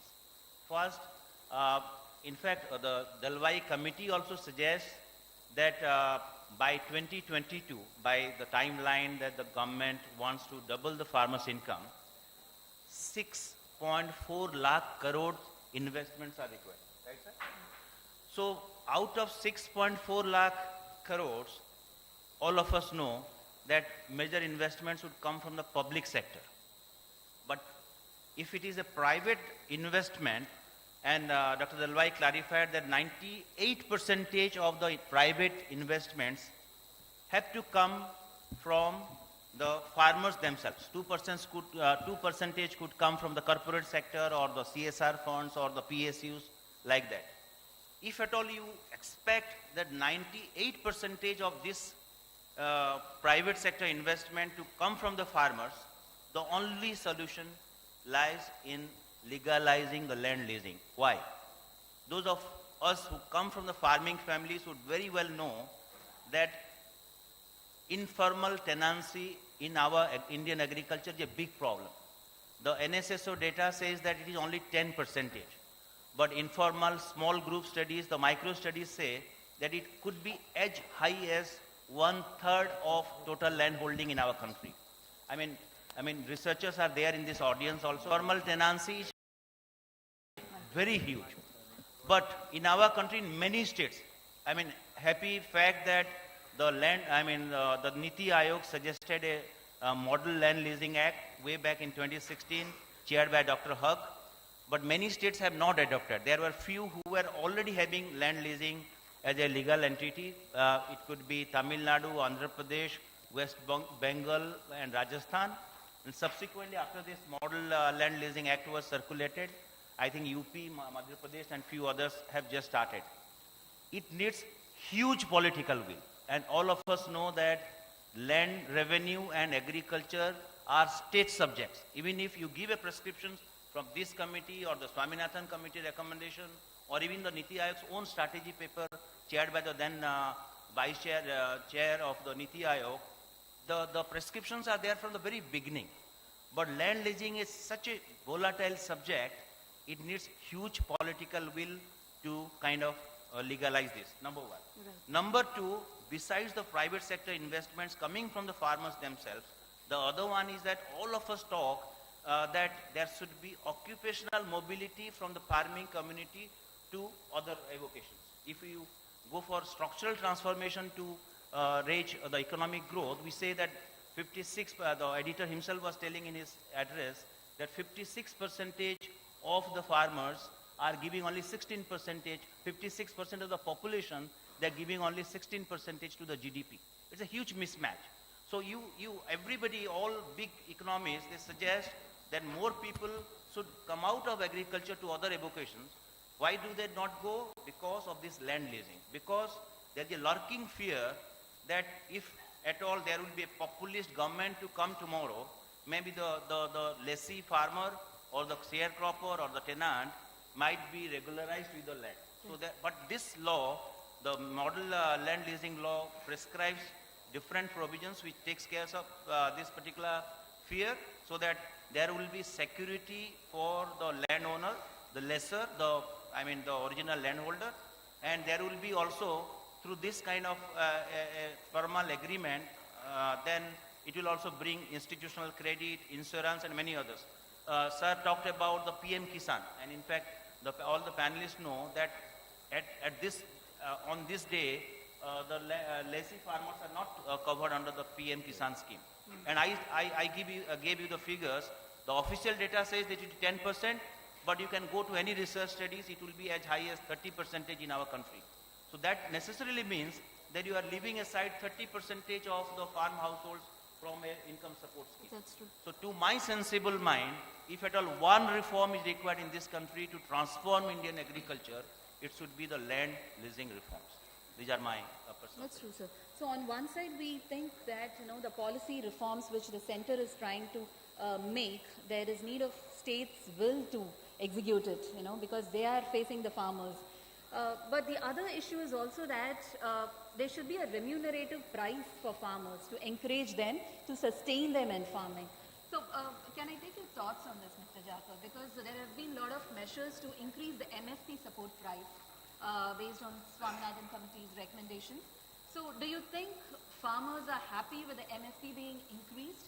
And do you think the success of this scheme is based on just the increase in price or its reach? So first thing, I think so all governments are populist, including this one. Second thing, BJP never mentioned doubling farmers' income in the 2019 elections. So I'm very happy that Hindu Business Line has reminded us that this country's got 2 years to double farmers' income. We are in 2020.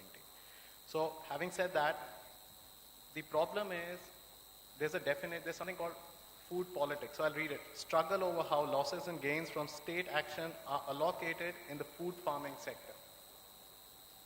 Is the government's primary objective is to control inflation. So when you look at remunerative prices, it's not what Dalbai Saab's report can do. It's a state subject. So much of it is not in the central government hands. But what is in the central government's hand is, for example, let's take onions. NAFED is one of the sponsors here. They imported onions at 60 rupees, offered it to Bangladesh at 40, offered it to the states at 20. What?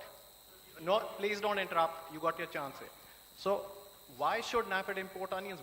It's not a necessity. It's not a protein. It's not a cereal that people will go hungry because of it. Many communities don't eat onions. So if you think, how will farmers get remunerative prices? Now this is a question. CII now wants import of milk powder. Poultry companies want import of corn. Prices are up. You've got to let some prices rise. If you want to help consumers, there are other ways to do it. Every time farmers are made the scapegoat. Now to the question that how can farmers get remunerative prices? We met the finance minister before the pre-budget discussions. Sir was there at the pre-budget discussions, and we offered to the finance ministry that Government of India programs which impact farmer livelihoods must be assessed by an independent authority or a community. And we suggested that a consortium of farmer organizations should do it for them. In the meeting that I had with the finance minister before the pre-budget discussion, she said it was a very good idea. But I said the Ministry of Agriculture will never allow for it. She said, why? They will gain something from it. I said, nobody wants to be evaluated. So there are problems with the program. And until and unless stakeholders themselves don't evaluate those programs for the government, we cannot expect a radical change to come in. And small solutions are not going to help. We need radical change to come in. Small solutions only are like saying that Ajit joke where, government programs are like liquid oxygen hai, marne nahi denge, aapko jeene nahi denge. It's that kind of a thing.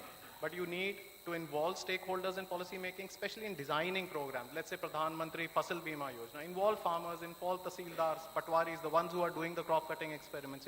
Involve them in the process when you design the fine print. Otherwise, we're not going to get anywhere. But when you're talking about the consumer farmer angle to the issue of prices, so it was a lot of farmer institutions which asked for some kind of a support from the government, isn't it? When we are talking about prices, when we are talking about MSP, so there are a lot of mismatch between what generally needs to be done and is good for the farming community and what the farmer groups, activist groups ask for. See, farmer groups are very diverse, and they could ask for, it's when you're with your back to the wall, you will ask for a lot of things, but it's not necessarily those things are good for the country. I think what you require is an area production plan for the nation, and then you need to base your procurement strategy, price support systems based on those area production plans. Now that requires a food systems approach. You cannot look at it in silos that we will give unlimited MSP procurements at some place for some crop, we will not produce something. So MSP is a very small part of the whole thing. MSP, fruits and vegetables, as we were told, is more than 50% of production. So there is no requirement of, there's no MSP there. Even in the others, not more than 10% farmers gain from MSP. So I think it's a much bigger thing. It's a much bigger problem. I don't have a solution. The government should have a solution. That's why they are there. We are a farmers organization. It's our duty to tell the government they are wrong, and that's what we're trying to do here. So because you brought in the subject of Fasal Bima Yojana, the policy changes. So right from the time it has been introduced, there has been a demand to make it voluntary. And I think that's what the government has made now. So if you think the farmers were looking for something else in Fasal Bima Yojana, which has not been done now, but it has been made voluntary and the government has capped its premium in the policy, what else was expected by the farmers from the government on Fasal Bima Yojana? See, I come from a state of Punjab where losses to crop are never more than 10%. Fasal Bima Yojana kicks in after a loss of 10%. So every state has their own issues. And I think the design should have been simple, that the central government should have said, please design your own policy. You give your premium, we will add a share of premium to it. Why should the central government design a policy, one shoe fits all? I mean, my only submission is that I think so it's a great idea. It's something that is inevitable. And if you go world over, even if you go to the US, the government is paying most of the premium. They're in fact changing their agriculture support practices to price support mechanism. So I think so we are moving in the right direction. It's just like I said, that if you involve stakeholders, we will have a policy that will actually be, which will make you reach your objectives faster. Right. Mr. Yadav, I would like to ask you this question because at Godrej Agrovet, you work with a lot of farmers on a daily basis. So in terms of helping farmers improve their income, what are the few measures that you think are important at this point in time? Yeah. So thank you very much. I bring the private sector perspective. And in the debate in last half an hour, you would have realized how complex this subject is because agriculture is a state subject. I need to say a few things before I answer your question. So we're a company which is more than $1 billion in agribusiness. We are represented very well in 400 districts out of 600 plus districts. We have 45 factories at places where I'm very sure that very few people would have heard in the hinterland. I must tell you that there is a revolution quietly happening as far as the rural India is concerned. Most of the schemes Dr. Dalwai has talked about.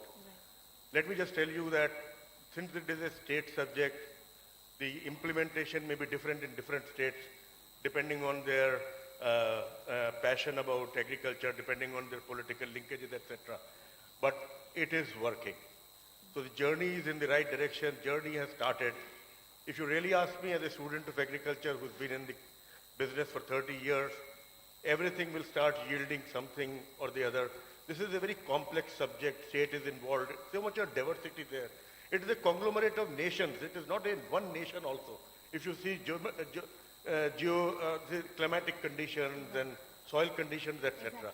But lot of these things, whether it will double in 22 or not, is not the debate which I do with my people. I say directionally we are right, profitability is increasing, things will improve, everything will be right. I'll tell you what are the biggest problems which are going to come. The biggest problem will be problem of surplus. All this will play out. Your water infrastructure is improving slowly. 1 million ponds, 1.5 million ponds will come. Productivity improvement is happening 2 to 4%. We have got data in last 7-8 years in all commodities. In fruits and vegetables, you can see that. We had a problem of plenty 12 months ago. We had more rice, we had more wheat, we had more sugar, we had more milk. Correct. So the issue is that now we need those structural solutions which people have talked about. And I think the biggest structural solution is access to market. You have to get rid of this produce which the farmers are going to make. And two things will have to be done. One is to create demand. Domestic consumption will never keep pace with the way these productivities will grow. So export markets have to open. One of the great things government has done is that to develop exports, they have involved private sector. I think Mr. Puri is heading that committee. So I'm very sure that those recommendations will be very practical. The second thing is predictability of production has to come. We have to use lot of technologies which is now very cheap to figure out how much we are going to produce. These patches of undersupply, patches of oversupply have to go because that will be killer for the producers as well as the governments to tackle. You know, suddenly they will take knee-jerk reactions like import of onions, and now we are putting a lot of pressure as milk producer to import powder. But we don't know whether the flush will start in 6 months, 3 months or 2 months, and suddenly there will be a surplus of milk. So I think a lot of technology should be deployed in these two areas. Package of practices are improving, input improving, usage of fertilizer becoming more and more balanced. These are journeys. Everybody who is in the agriculture sector knows that these things take a lot of time to germinate, but there are changes which will happen forever. I'm saying that ENAM, we laughed at it 5 years ago. And to inform you, it is not a central government initiative. The first government to do ENAM was Karnataka. And this was a scheme which was adopted by the state central government. We went 4 years ago, we took a delegation, we laughed. There is no assaying facility, internet is not working, there is no storage facility. The farmer brings his produce.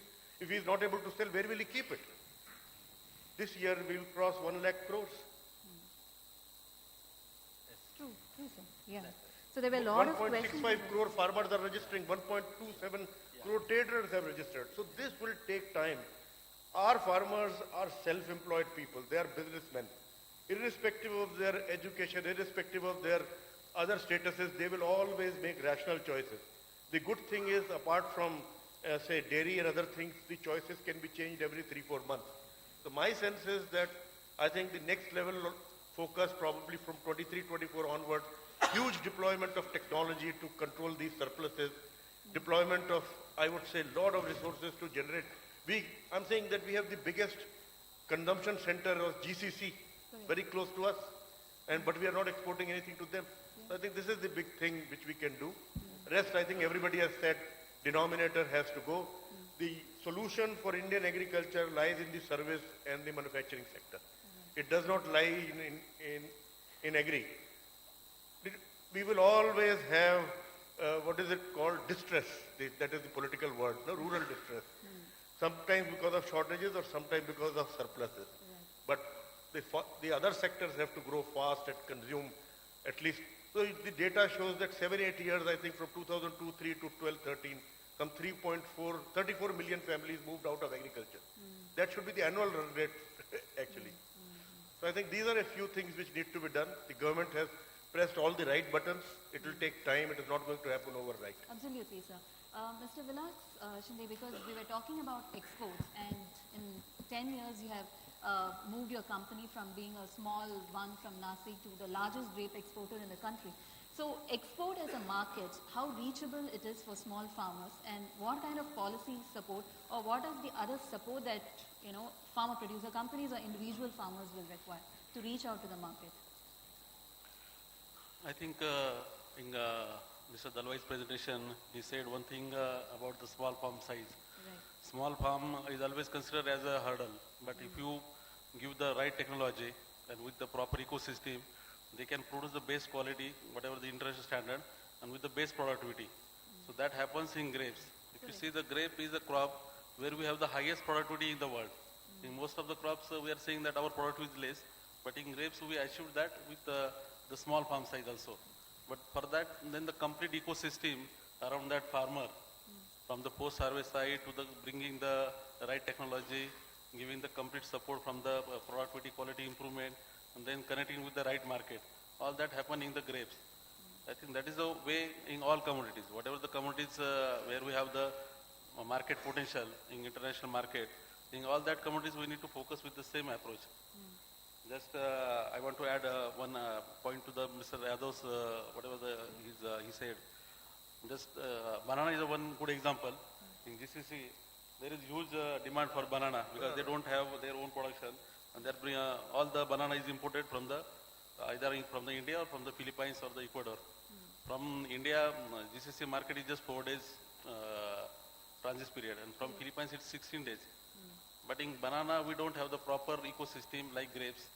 We don't have the proper post-harvest technology, though we are number one in production. But due to the lack of all this ecosystem, in banana we are not doing whatever in grapes we achieve.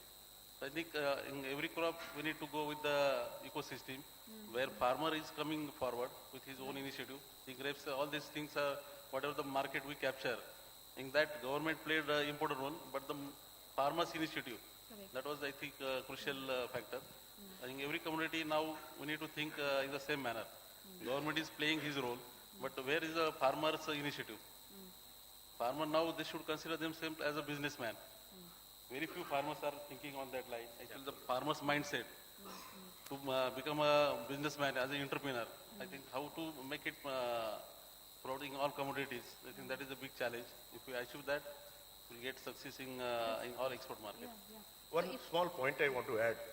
I think the government should not look at what is consumed in India and improve that and create surpluses in that. Shrimp industry is one example. That 95% of Venami shrimp which is produced in the country is exported. It's not a food which Indians have.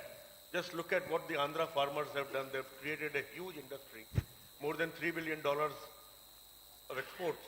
And what kind of prosperity that has brought to people, not only the farmers, but everybody in the value chain.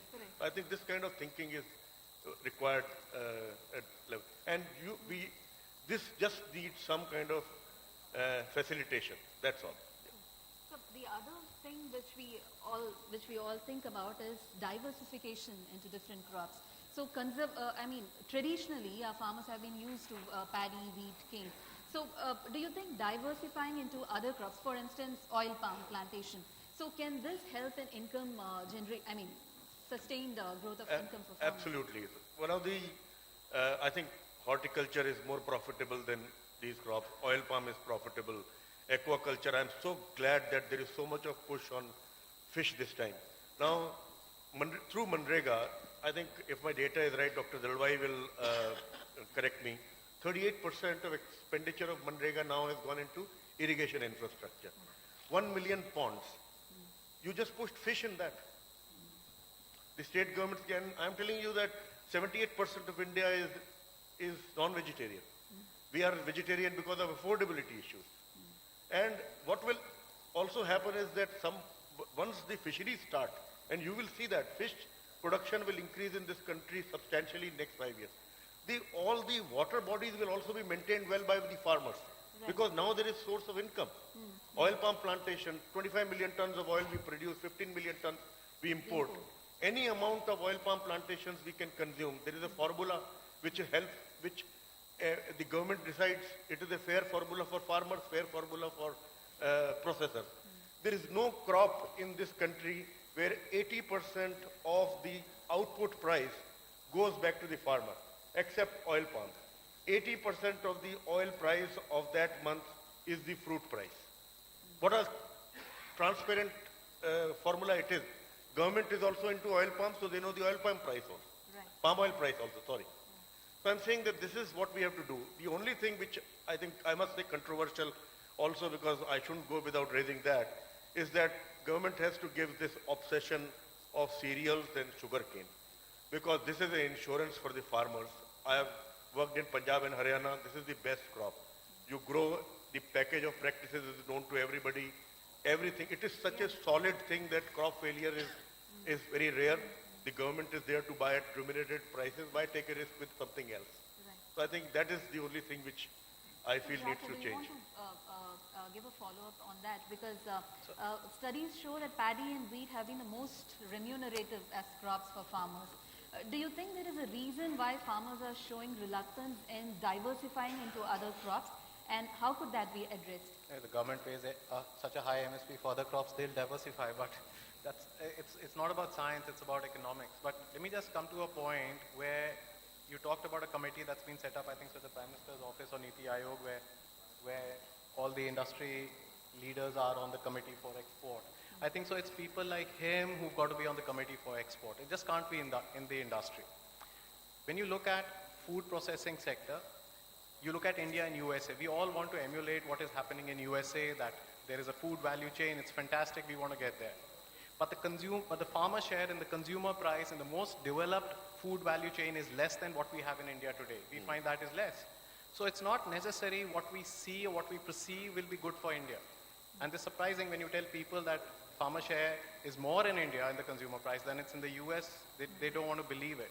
If the government is interested in doubling farmers' income, it's interested in finding solutions, it's got to invest in human resources, not in infrastructure. Yeah. The government announced a 1,02,000 crore rupee investment in infrastructure. Now when you look at agriculture scientists, research universities, you look at extension workers, you look at doctors, you look at teachers, 50% vacancy of sanctioned posts. And the sanctioned posts in the universities, I believe, and Lady, you can correct me, were put up 40 years ago. So I think this whole focus on infrastructure is misplaced. And that's why when we look at increasing incomes of farmers and all, let's not look at small things like soil health cards. Let's not look at these small topics. You've got to look at a broader picture which will set a foundation for the nation to move forward. And I think so that begins with human resources. Even let's to be on the safer side, something like 2% expenditure of what is planned for infrastructure over the next 5 years will make sure that human resources posts across the country are full. It will make sure that they get retrained, and that's how farming will improve. That's how farmers' income will double, because then that's how they will optimize, diversify. So there is some basic things which are required. It's not romantic to talk about it. And when you look at infrastructure, why do every state government, why do everyone wants infrastructure? Because contractors make money, everybody gets a bribe out of it. When you look at human resources, nobody wants to invest in human resources because it's something that doesn't make a sense. You have PhD students, I know, in universities who are getting paid 15,000 rupees. Now you tell me, where will the country go? What research will the public research system give us? And it's not the scientists' fault, it's not the university's fault. I think so the government is not supporting the research systems enough for it to deliver to our needs. Dalbhai sir, do you have an answer to this from the side of the government? What is their approach towards this? Because we have been made to believe that it's the lack of infrastructure in the agriculture space all the while which has kept farmers under a Ma'am, just to clarify, I'm not saying that infrastructure is not required. But I'm saying we need to focus on human resources. We need to not add, we need to prioritize. When China liberalized in the 70s and 80s, when they started after Nixon went there and whatever happened, they first 15 years they focused on agriculture. When India started the liberalization process in Manmohan Singh ji when he was Prime Minister, we started on industry. I mean, the whole approach is wrong because people who are designing policy have never done farming. They have a mindset. So they had a mindset that service sector and industry would be a priority, but has it happened? UPA 2 had a great growth period unlike this one, but how many jobs were created? How many service sectors industry? Did any major industries come here? No. You have to prioritize. All I'm saying is prioritize human resources and then prioritize infrastructure. I'm not trying to make a distinction or competition between Point taken. So what are a few things that the government is doing towards this strengthening of human resources in the agriculture sector? Yeah, there's certainly no gainsaying that we should not be focusing on human resources. In fact, R&D, research and development is the first step, and extension is the last step.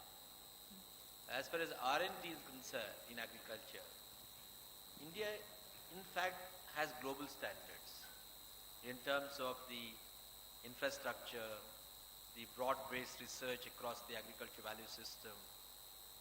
We certainly need to make more investments in terms of operational expenses on research and development. We are now spending around 0.6% of our GDP in agriculture R&D. It should increase at least to 1%. That will take care of that. As far as extension, I think that's where all of us really need to pay attention to. The public extension system, which is the domain of the state governments. Now, thanks to this fiscal management act since 1999, I think most state governments have tried to reduce their establishment costs at the cost of the human resources. Though there have been exceptions like education and health, agriculture extension has suffered a bit. And for what we find is that agriculture extension machinery is half the sanction strength in most of the states. Including Punjab is one of the states, I must say, with less than half the people in existence vis-a-vis the sanction post. And this is so everywhere, not just Punjab. So what Government of India did was to bring in Atma. Atma was that we support the state governments to hire the contract staff, and more than 1 lakh staff is there in under Atma. But that is not enough. We certainly now need to look at strengthening extension machinery and how these college graduates in agriculture sciences can be given an opportunity to become part of this public extension system. Correct. In India, one problem which Ajayji was talking about, I agree with him, that we have that feudal mindset that, once you've done a graduation and a post-graduation, you should not go to the field level for extension transfer. I think one thing that can be done is to make it compulsory for all agriculture graduates, post-graduates to go and serve the agriculture extension system for 2 or 3 years and then come back to do their post-graduation and doctorate. Maybe the brightest ones can continue to do the thing, but 75% of the students can actually go there, like in Europe it happens and all that. So certainly we need to strengthen that, because technology transfer is very important. There's so much of technology generated in our system, but a very small percentage of that actually reaches the farmers. And as Yadav Sahab was saying, there's so much of lag time in agriculture.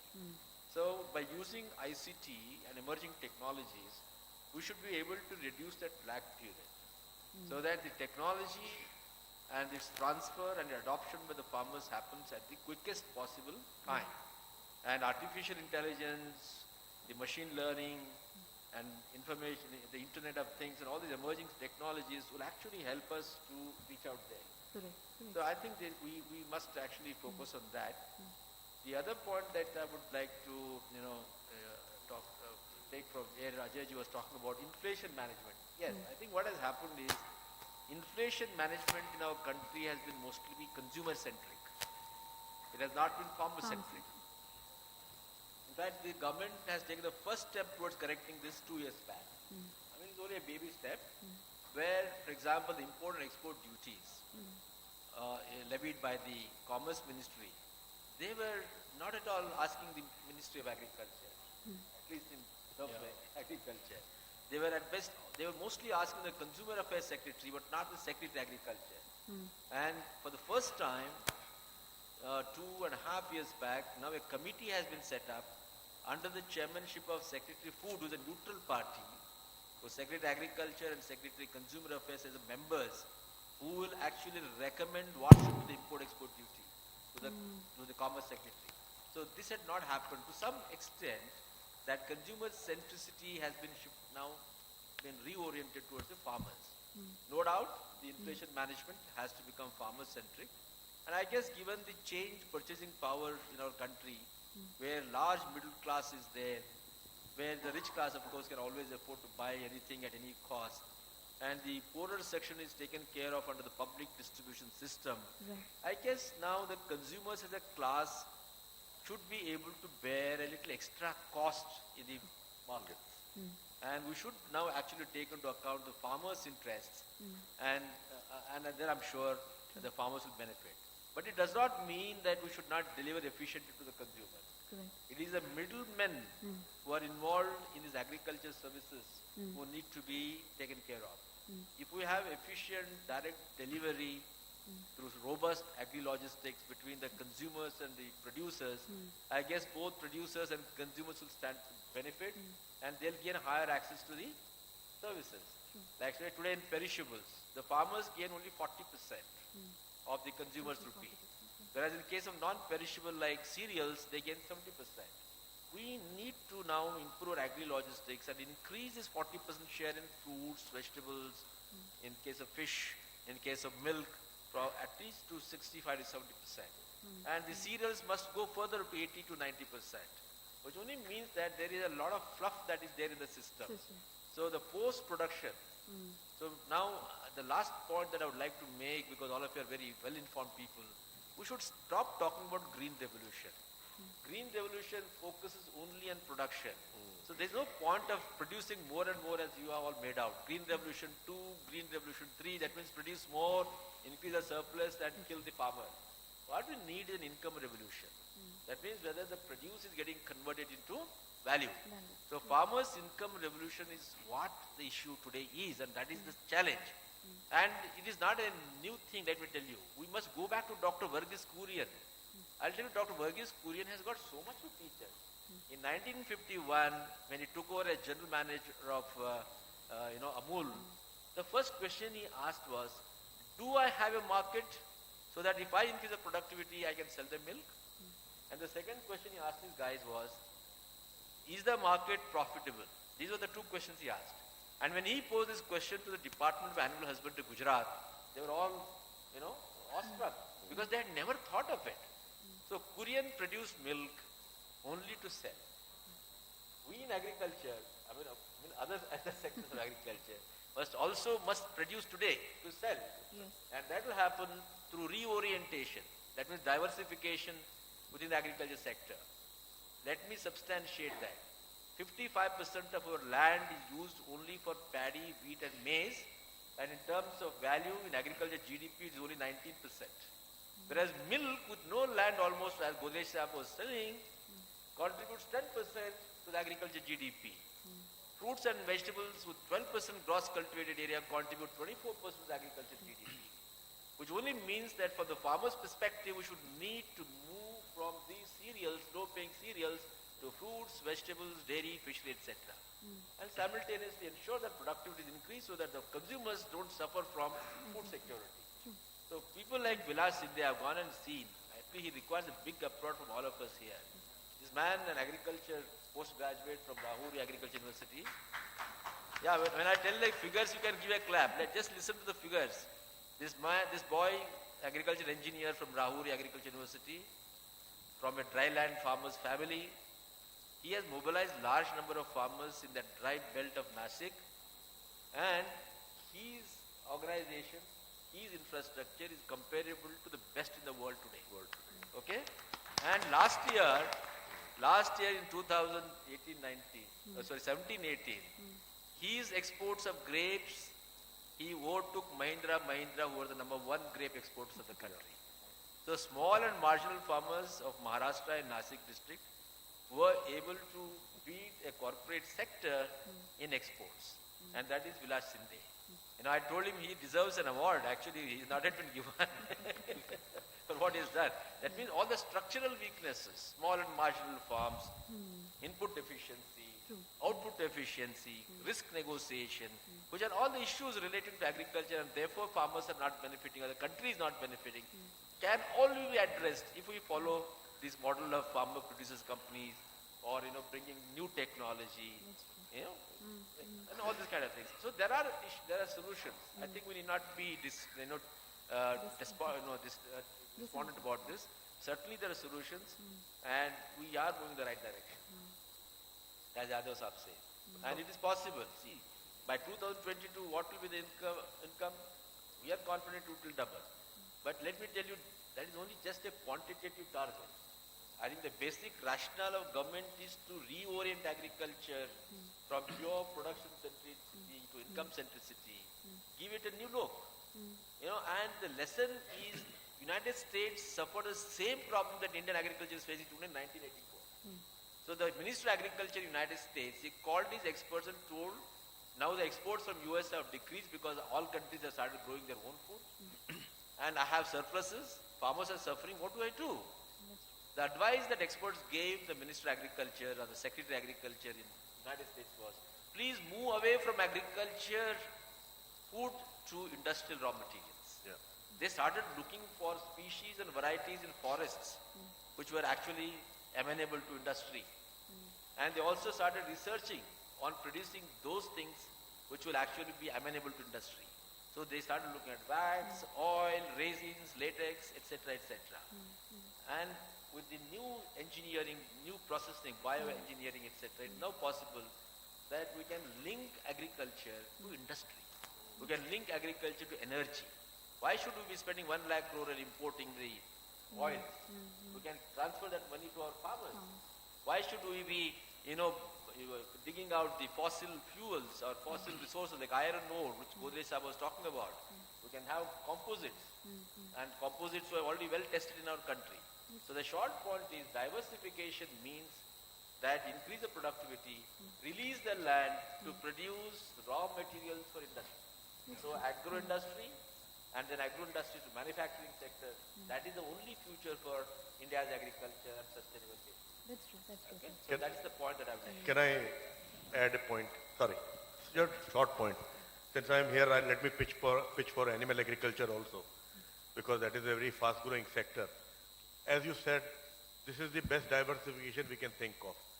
They utilize wastelands. Yes. The saline lands can be utilized for aquaculture. We can rocky lands, any land, poultry farms can be set up. So if you see, and the next big thing which will happen is marine fish. Now we are not able to export the inland fish that much, but marine fish we will start growing in cages. Just lower the cages in the sea. So land is not needed. So I'm saying a little bit of effort in these directions will change the game totally. Mr. Vilas Shinde, maybe I would like to pose this question to you. If you think that something will be a number one idea to help farmer income grow, what would that be from your side? I think on income side, when we are talking about the numbers, the doubling farm income is a line. But actually the number, how much number we are expecting for the small and marginal farmers. As a Sahyadri, we are focusing on giving the assurance about the minimum 50,000 rupees per month per family. So we can get through the whatever the resources we have, whatever the 1 hectare land or around that. So on that line, we are working on creating the complete transparency from the farmer to the consumer through the blockchain platform, where we can ensure the customer also that whatever the product we are giving to customer, that product is a safe, that is the best quality product, and also the whatever the price we are expecting, that is a fair price. So with the complete transparency through the blockchain, then we can solve the issue on the consumer side. Whatever the customer is always thinking that the price is always high, particularly in the fruit and vegetable, that is always issue. He is expecting the cheap. Correct. But cheap means what? Or high cost means what? The fair price return to the producer. I think every customer, he will agree with that thing. And for that, the transparency is required, which we are now bringing through the blockchain. So technology will play the crucial role to solve the income issue of the farmer. But actually, there's a question here because there's been a lot of talk around removing the middlemen from the channel. In Punjab and in Haryana, even the government procurement of grains is done through commission agents. So, but the other side, we talk about farmers having to establish a direct connect with the consumers. So how difficult is to remove the middlemen from the chain, or should we keep them and give them a different role? I think middlemen cannot be removed from the chain. Let's be practical about it. Everyone says remove middlemen. It's not possible, Middlemen act as aggregators. What we have to do is we have to build competition amongst middlemen. That's where ENAM comes in. That's where trading platforms come in.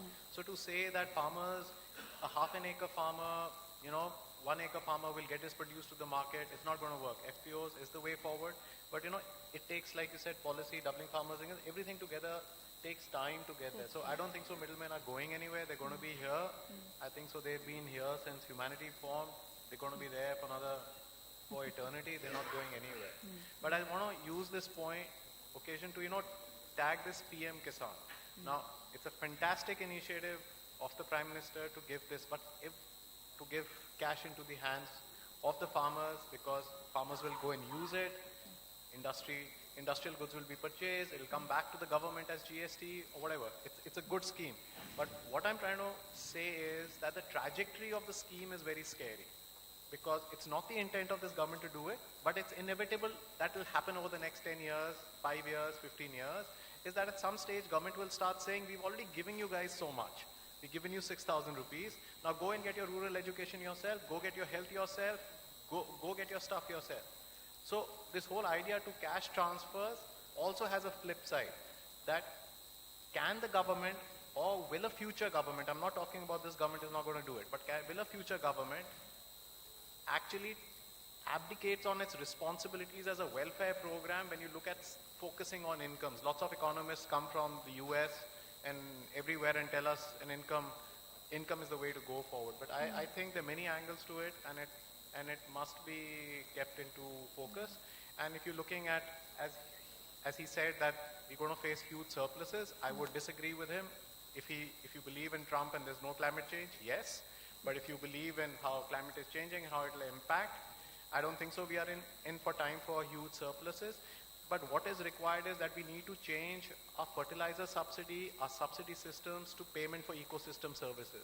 That we will pay you for keeping the soil healthy. We will pay you for doing good for the environment. And that needs a systemic approach to agriculture. If you have a vision for 20 years from now, you need to start changing your approach to the whole thing. I mean, again, like I'm saying, you keep sticking on to small things, we will be right and nothing changes. So you got to think about completely different things to do. But this income support schemes, so what is the vision of the government in this? Are they looking at it as a replacement over a period of time to other subsidies, or do they want to continue on this as an income support? The one is that, we should not take a dim view of a good scheme, No, I said it's a fantastic scheme, and I also said this government is not going to change it, but I'm talking about future 10 also. years from... Yeah. I was telling it, I know you appreciated that. I'm just saying for future also that, it might start substituting. See, let's all believe that India is a constitutionally governed country. And our constitution is committed to welfare. And we have been seeing over the last 70 years that the welfare basket has been only increasing in favor of the different sections. Now, as I told during presentation, that given the small size of the farmers, no matter what we do, the farmers would not be able to generate enough income to take care of all their needs, okay? Not just biological needs, but there are also several other needs. We therefore need to support the farmers with welfare activities, and this PM Kisan is one such welfare activity. It is called a supplementary income scheme. That means it does not say substitutional income scheme. It is supplementary income scheme, okay? As we now try to improve the incomes to the DFI strategy, we simultaneously add a bit of money to the basket. Now, what will be the future, I can't say, but I can only conceptually share with the people that we have what is a price support scheme and an income support scheme. Price support scheme is nothing but subsidy oriented. We have subsidies on imports, we have subsidies on output management, etc. But we know that these are all distorted. Because when you, for example, have a procurement of paddy, the only farmer who benefits is the farmer who grows paddy. What in a rainfed area who cannot grow paddy? He's distorted, right? So any kind oriented subsidy, whether on fertilizers or fuel or purchase, is all distorted because it only benefits a certain section. Whereas income centric approach is neutral, is agnostic. It distributes. For example, we say PM Kisan 6,000 rupees to every poor farmer, irrespective of whether he is in Bellary or whether he is in Bangalore or is there in Bareilly. Right? Everybody gets it. So the future, the world will be moving towards income support from price support. And that would be a more efficient way of doing it, because we'll be directly transferring the money. I gave the example how Prime Minister with one click of a button was able to transfer 12,000 crore rupees in 1 minute into the bank accounts of the people. Thanks to Jan Dhan account, thanks to Aadhaar, thanks to the technology. So I think we must move towards price support. Only what we need to do is, and that will be also possible as our markets get stronger. Yes, we transfer money to the farmer. What if the seed market is not there? What if the fertilizer market is not there? What if other markets are not there? So we need to strengthen infrastructure. We need to strengthen different markets so that once the liquidity is transferred to the farmer or any other class of people, they are actually able to purchase this. I think India is slowly moving towards that thing. So we should move towards price support. And I think we are really in that. In fact, India has moved up in the digital rank very substantively, from year 100 to 24th in the last few years, which only means that even the uneducated people are getting more and more computer literate or IT literate or mobile literate. And within the IT world, it is Android that is smarter compared to even the space technology. Because Android makes it possible for even uneducated people to make use of the technology. So I think we are actually moving towards that, you know. And just to, as a aside, as a humor, to tell Ajayji that he was talking about DFI not being a commitment, you know. Let me tell him that the first budget of the new government, the first sentence of agriculture starts with the commitment of the government to doubling farmers' income by 2022. And if there's one domain, it is agriculture, with 16 interventions it talks about, right? So government's commitment to doubling farmers' income is very much alive, and you know, we'll be continuing. Just an aside. No, I have absolute faith in the government's commitment to doubling farmers' income, but Godrej gave such a good recital, and I think I just add to it and say कि दिल बहलाने को तो ये ख्याल अच्छा है Ghalib about what this whole idea, but this is how it is. Just as a I understand, sir. I know. So because we have brought this topic of direct benefit transfers, so how there is the data here is very significant, isn't it, sir? How to reach those farmers, because we started with an assumption that there are 14.5 crore farmers, but we have identified only 9 crore of them, you know, even after a year. So how do we bridge this critical gap, sir, you know, in knowing our farmers and getting the benefits transferred to them? Yeah, that is true. I think, see, now that's why our ministry is now talking about building a database.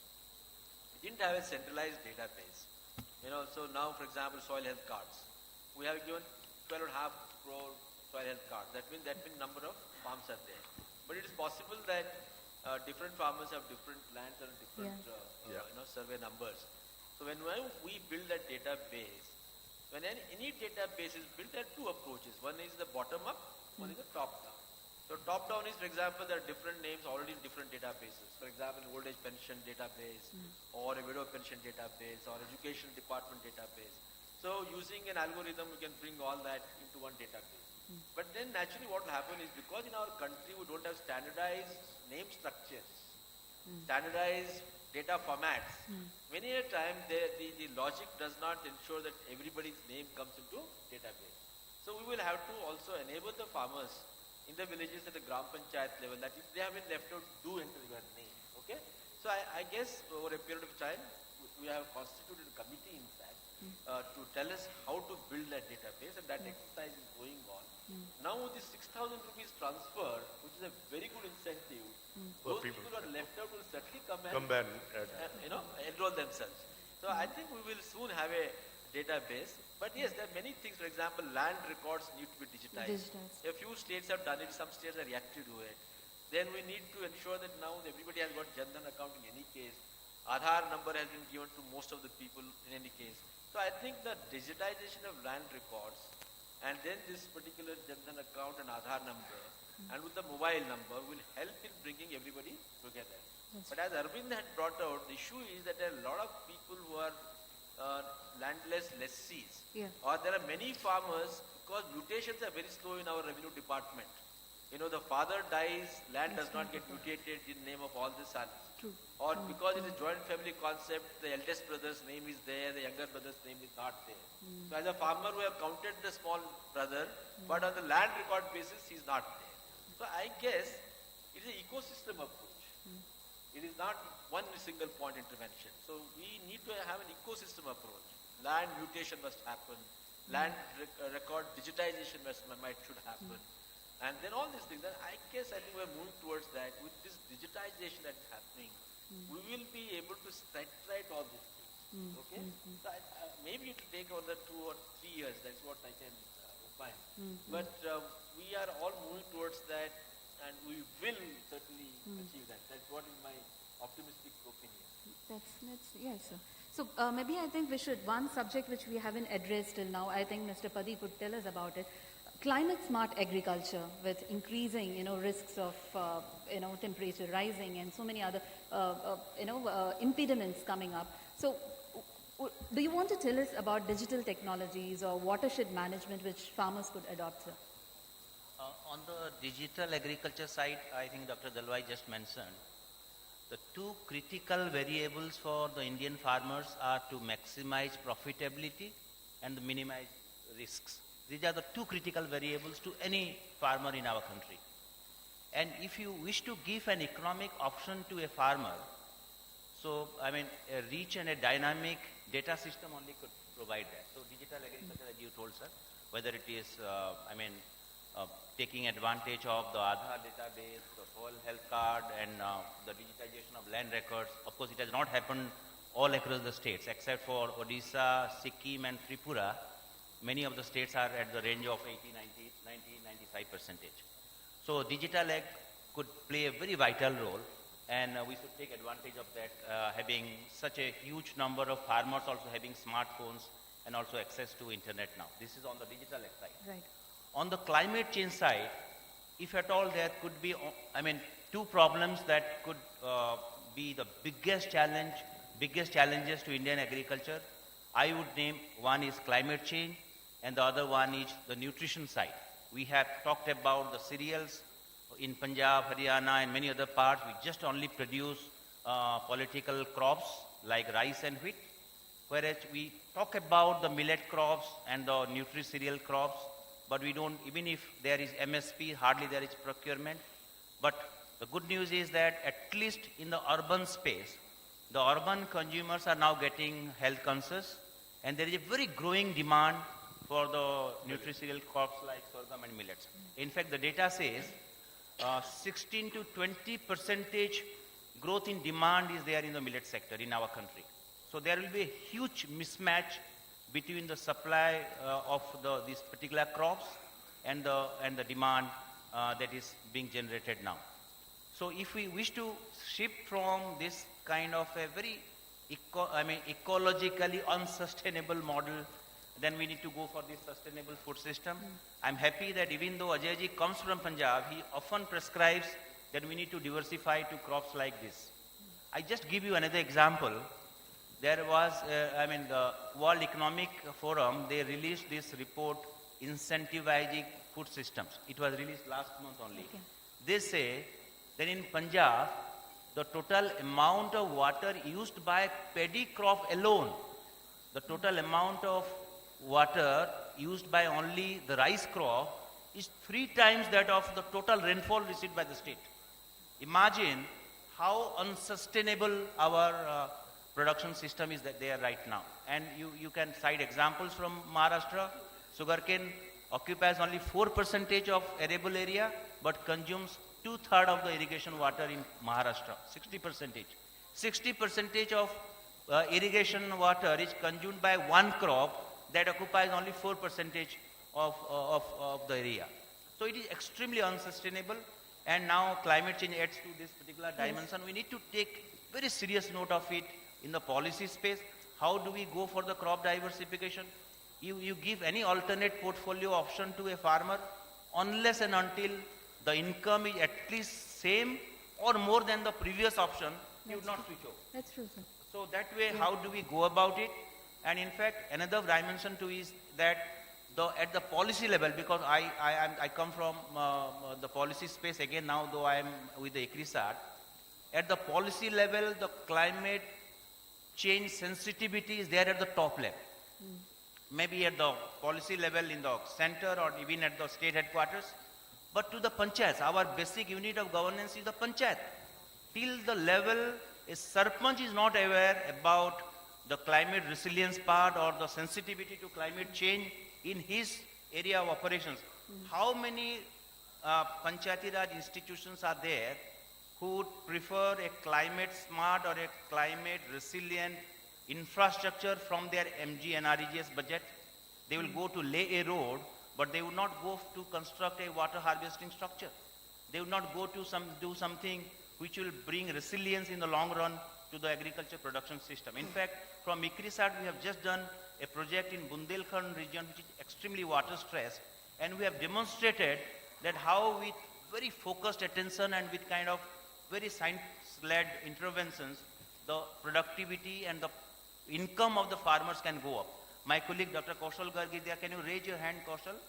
He is there leading that project, And in very water-stressed areas of Bundelkhand, ICRISAT has now demonstrated that if we give focused attention with the available pool of technologies, then you can raise the income of the farmers. At the same time, you can restore the natural resources. You can also bring resilience to the system. True, It's sir. all possible. Technologies are there, but how do we prioritize our options? How do we take it in the policy space is very important. Thank you, sir. I think, gentlemen, we come to the end of this panel discussion. Very constructive discussion today. A lot of suggestions have been put forward. I think doubling farmers' income is not just a center's responsibility. I think states have to come willing for it, and corporates also have a larger role to play in it, in terms of the support that they could offer to their farmer producer companies and farmers in their value chain. So if we do that, I think this objective can be reached more quickly and, to the welfare of the farmers. So thanks, gentlemen, today for joining me on the panel. Do we have time for Q&A? No. We'll have to proceed. Yeah, maybe Thank you, yeah. Rajlakshmi ji. Gentlemen, that was a wonderful discussion. I request all the panelists to remain on stage, and I request Rajlakshmi to felicitate the panelists with a memento.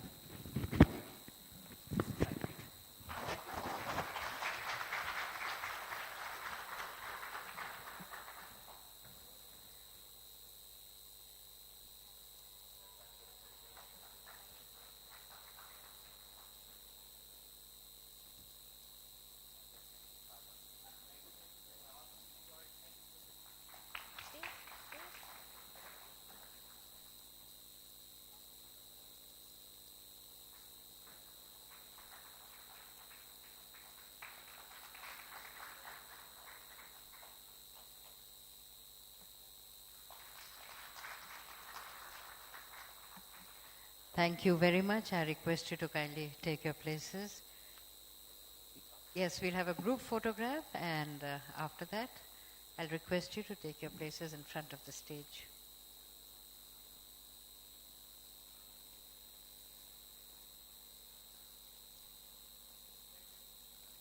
Thank you.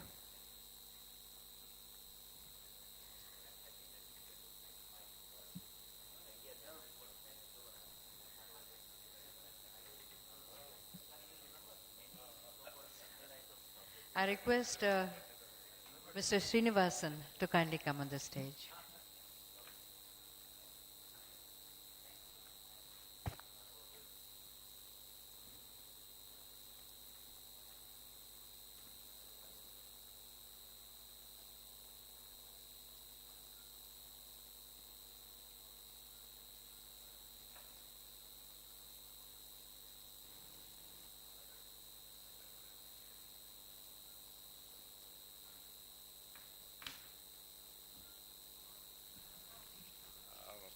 Good evening, and thanks once again to all the panelists for a fantastic discussion.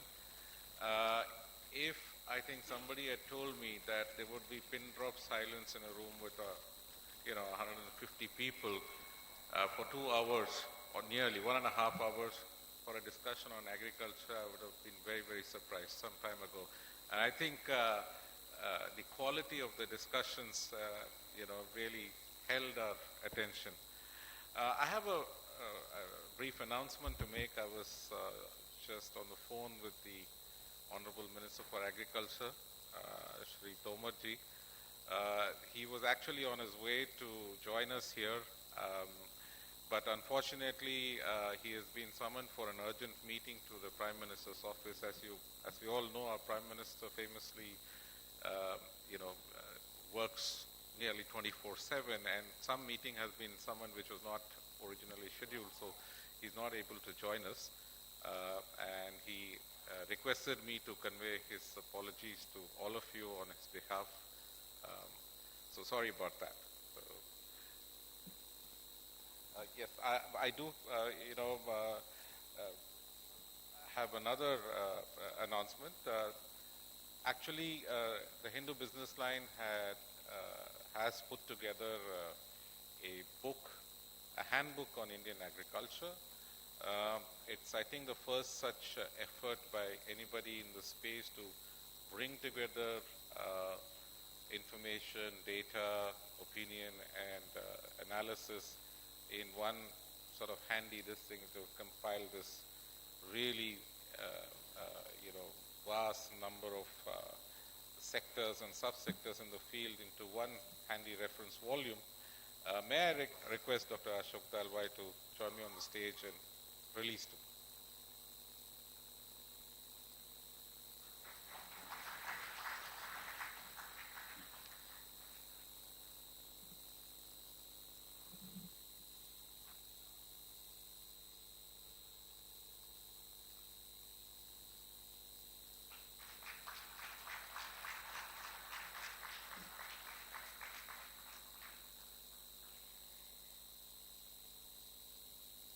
I request Mr. Suresh Balakrishna,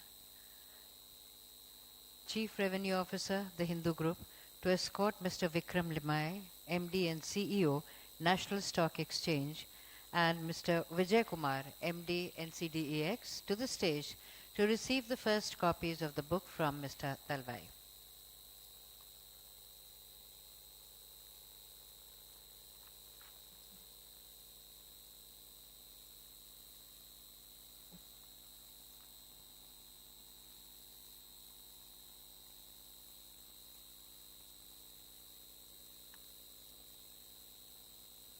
Mr. Suresh Balakrishna to escort Mr. Vikram Limai and Mr. Vijay Kumar to receive the first copies of the book.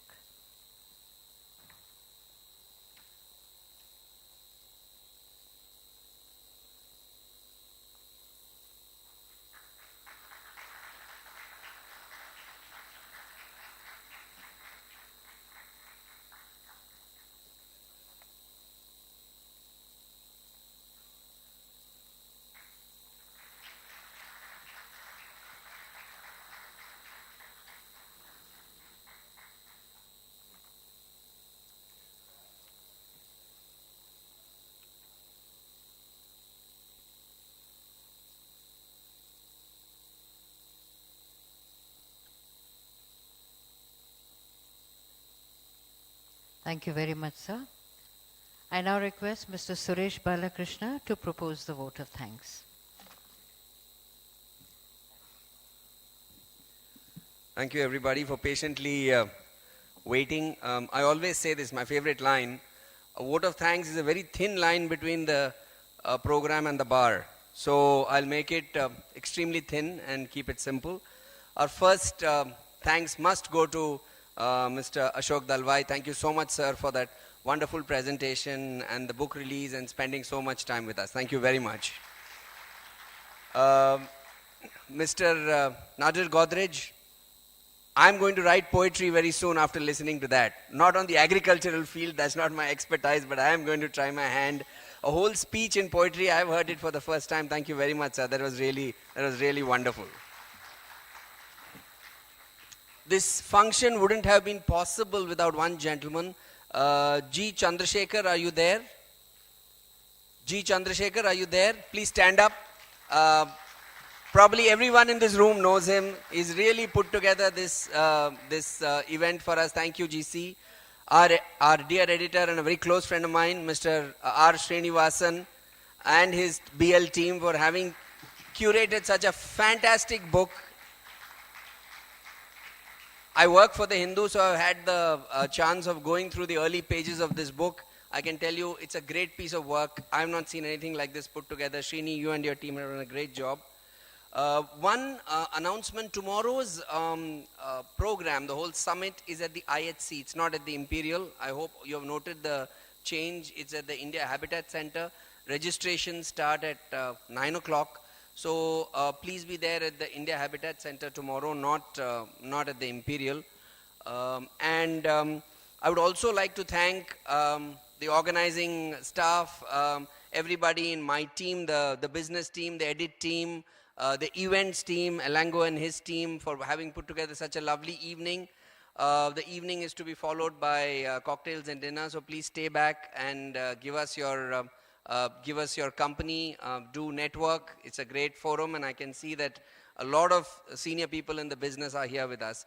So thank you very much. Wonderful discussions, great presentations. It is a great start to this summit, and tomorrow will be even better, I promise you. Thank you very much.